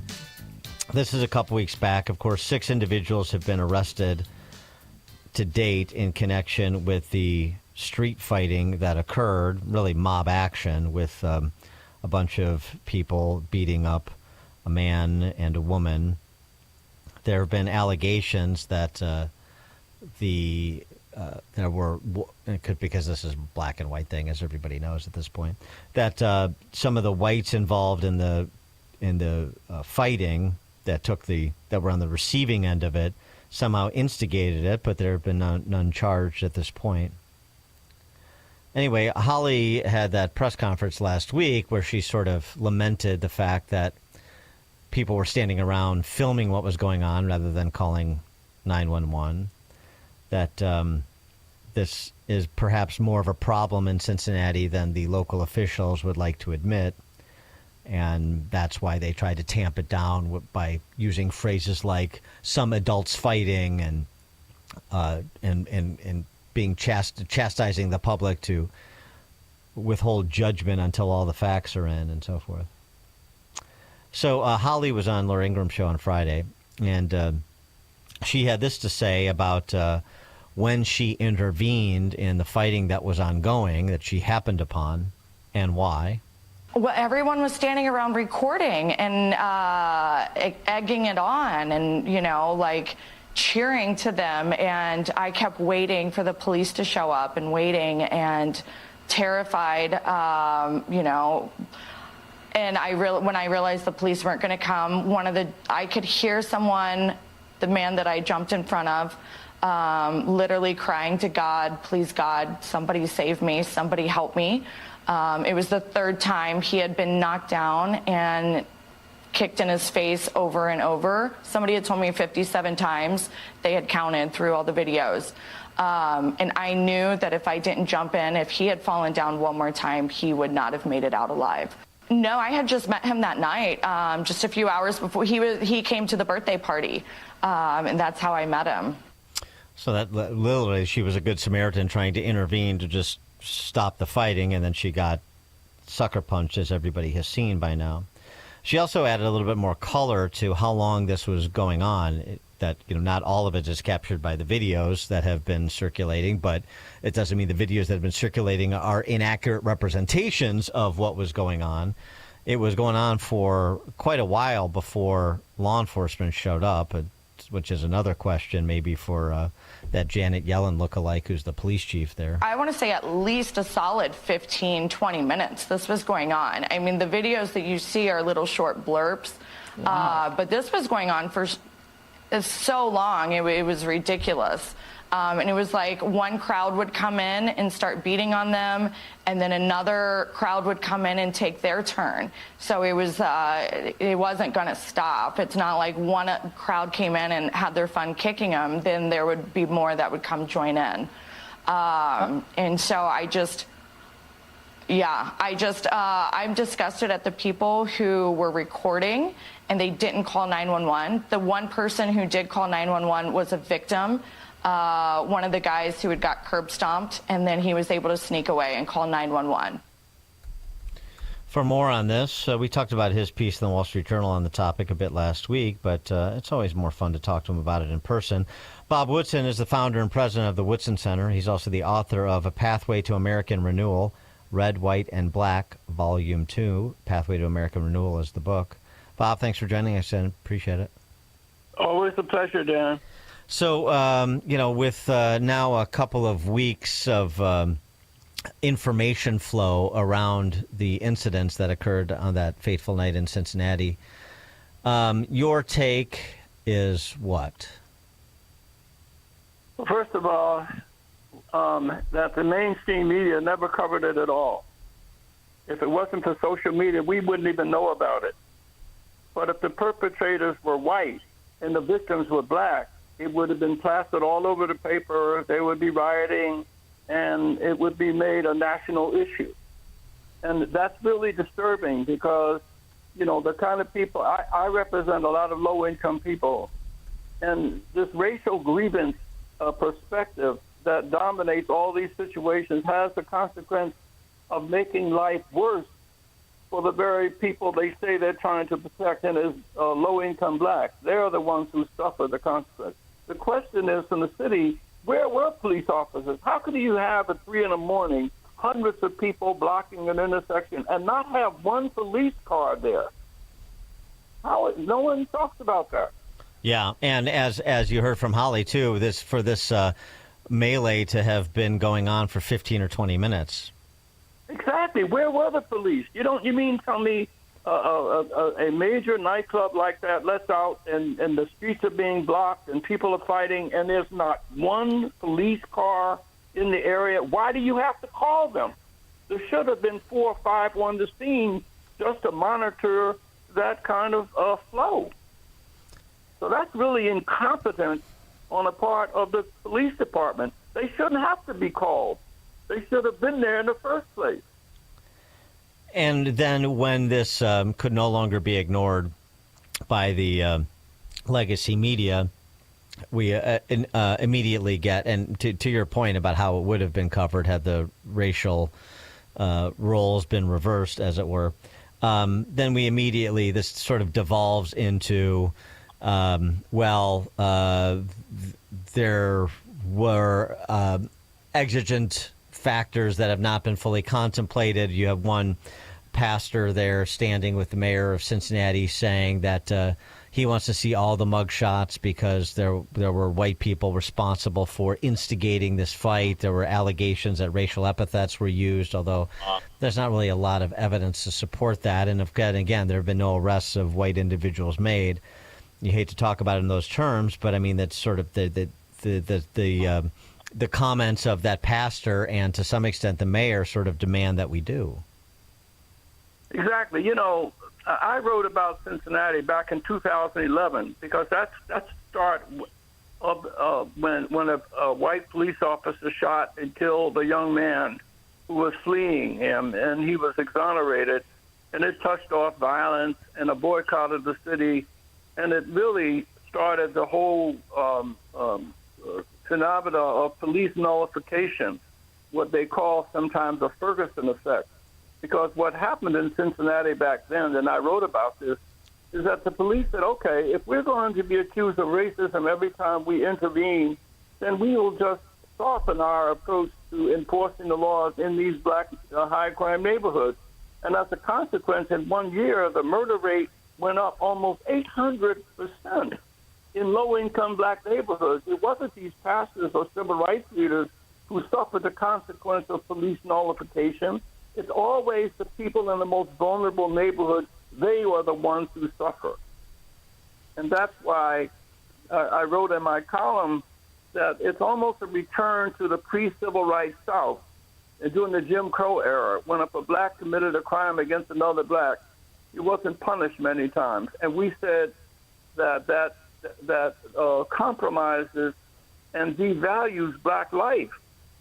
Because King says the only protection the minority has in the majority of the country is to demand moral consistency. We should treat everyone the same. We should be outraged at anybody perpetrating violence on any other group or person. And the argument you make as well, the impact that the sort of constant appeals to systemic racism have on young people is what? It exempts them from any personal responsibility. I think it was Shelby Steele who said the new black power is white guilt and black self-devaluation. When I wrote in this column that a 4-year-old girl, Ariana Delaney, was 4 years old, and she's a niece of George Floyd. She was shot and wounded while sleeping next to her grandmother in her apartment in Houston, Texas, and yet there's no outcry about this. There's no discuss. There's no national protest against these, and yet this happens more frequently than any other act of violence. But there's no public outcry. And so, when you hear politicians like our very own mayor here in Chicago, Brandon Johnson, constantly decrying white supremacy. White supremacy is he goes back to Richard Nixon in terms of the blame for Chicago's violence in 2025. White supremacy is what is rearing its ugly head when it comes to opposition to sanctuary city policies. All roads lead to white supremacy, according to many on the left, and not just Brandon Johnson, but he's a good example. But it does. But if you look at, there's a sharp demarcation in the black community. 80% of blacks, low-income blacks, are not in favor of defunding the police. 60% of all blacks do not believe that racial animus is the most largest barrier that they face to flourishing. And so there's a huge divide between the race grievance mongers. As long as they can keep the country transfixed on race, then some uncomfortable truths won't be confronted.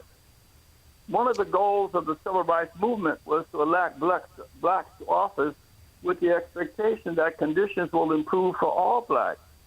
And the question is, why do we see this deterioration in cities run by liberal black mayors over the past 60 years? It's not bad for all blacks. We got 1.7 million blacks or millionaires in this country. The biggest income gap is not between whites and blacks, it's between blacks and blacks. And if racial injustice or systemic racism is the culprit, the question is, why aren't all blacks suffering equally? That's the issue. Yeah, no, that is the question, right? 1.7 million black millionaires. That statement that you made, I mentioned it last week. It's such a jarring statement, I think, for a lot of people to hear. The income gap between blacks and whites far narrower than that between low income and upper income blacks. And so, how do you force fit that into the patriarchal, systemically racist, blah blah blah blah blah? And I guess the question becomes to you. Answer the question that you posed rhetorically, which is why, after 60 years of black leadership in big cities like Chicago, particularly in the last decade, even, and the trillions and trillions that have been spent, why do we see so many majority black neighborhoods in big cities in big trouble? Exactly. That's why we have to confront the enemy within. But as long as those race grievance mongers and black politicians can turn to racism, they can avoid any responsibility for having to explain why is the decline occurring. What the Woodson Center has there are places like in New Orleans, St. Mary's Academy. It's an all-black Catholic school where there are 600 kids attending from these urban environments. 100% of them graduate. 100% go to college. The Piney Woods black school in Piney Woods, Mississippi. It's a residential boarding school. 115 years. They still adhere to the same values that promotes flourishing, and most of the kids are from these same kind of troubled neighborhoods. So there are islands of moral and spiritual excellence in the black community that others can emulate, but no attention or resources. We give $50 million to Boston University for Abraham Kendi to study racism, and it's going $100 million to Harvard to document how many of its founders owned slaves. $100 million to do research on tracing the lineage of these slave owners. When this money, a fraction of that, would invested in these areas of moral and spiritual and civic excellence, and we need to concentrate on those who are achieving in these challenging neighborhoods, and not just wait for the next assault. Yeah, and the only stories that are more religiously ignored by the legacy media than stories of black on white crime are stories of black moral and spiritual and professional excellence. You know what I mean? Other than, celebrity types, athletes and musicians and so forth. But I mean, the black kid who grows up to be a successful banker, successful lawyer, successful entrepreneur, those are the stories that don't get much air, and that's where you focus a lot of your content. The biggest crisis facing America is not race, as I pointed out. It is a crisis, a moral and spiritual crisis that is consuming our young people. There's a Harvard study that says the leading cause of death for blacks is homicide of young people. Appalachian whites is prescription drugs, and in Silicon Valley, the teen suicide rate is 6 times the national average. So our young people, it's no wonder that they would feel an emptiness in their lives when they're constantly being bombarded with the notion that if they're black, they are a victim, and if they're white, they are a victimizer. Maybe our children are beginning to believe that perhaps these accusations are being lodged against them because they're unworthy. That's what we need to be careful about, and that's why we must become, I think, racially neutral. We need to stop this emphasis on grievance and confront that moral and spiritual freefall. It's being successfully addressed in places like the Piney Woods School and like St. Mary's Academy in New Orleans and other areas of the country where there is the evidence of moral and spiritual health. We need to identify them. What the Woodson Center is doing is identifying them. There's areas of Washington, D.C., one of the most high-crime areas, called the Greenway, the Alliance of Concerned Men.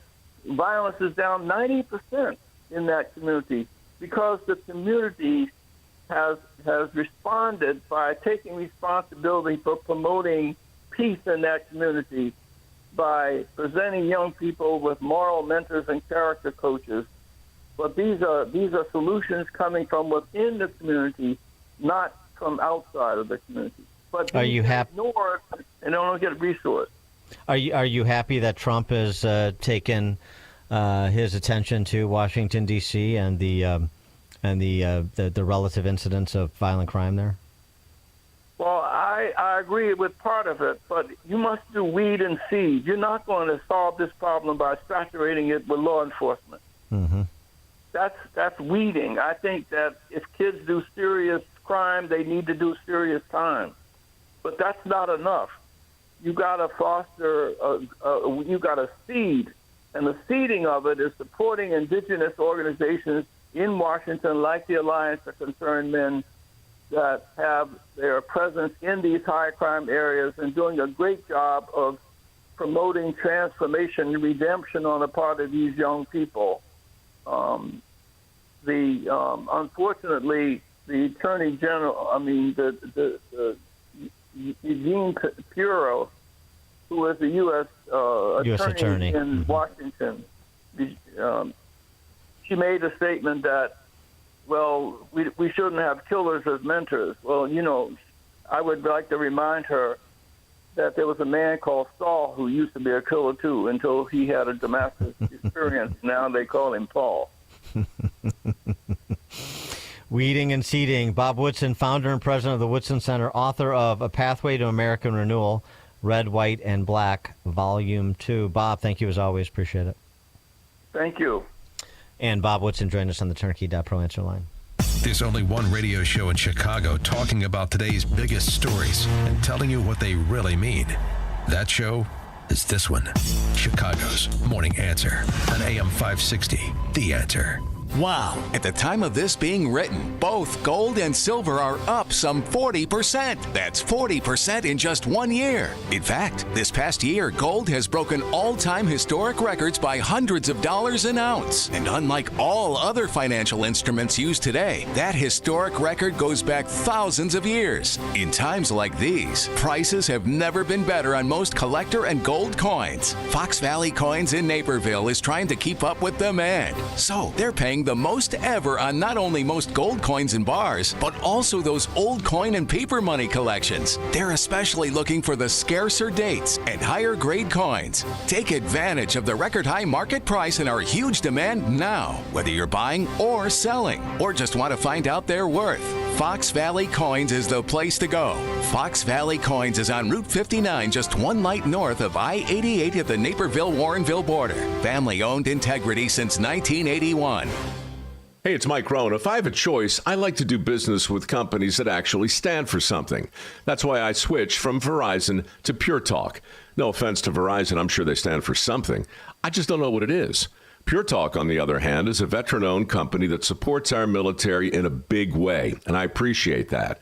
Yeah, I also appreciate unlimited talk and text and plenty of data for half the cost of the big guys, and I do like being on America's most dependable 5G network for just $20 a month, but what I really appreciate is no contract, no cancellation fees, and Pure Talk's commitment to handle all their customer service in this country. I saw it for myself. I went to Georgia, I got a tour of their headquarters, I met their CEO, and I talked to the same customer service folks that you'll talk to when you dial pound 250 and say keyword micro. Switch today and save 50% off your first month when you dial pound 250 and say keyword micro. Pure Talk, a wireless company that actually stands for something. Rick Borick talks about the emotions of stock market investing. At what point would you rethink your decision that you're invested in the stock market? And you'll notice that someone who answered that question 6 months ago saying, I'm not going to panic until it's down 30%, calls you up on the phone and says, it's down 8, what's going on? And I says, what happened to the 30% guy, right? Unleash Your Wealth, Saturday at 7 a.m. and 2 p.m. on AM 560, The Answer.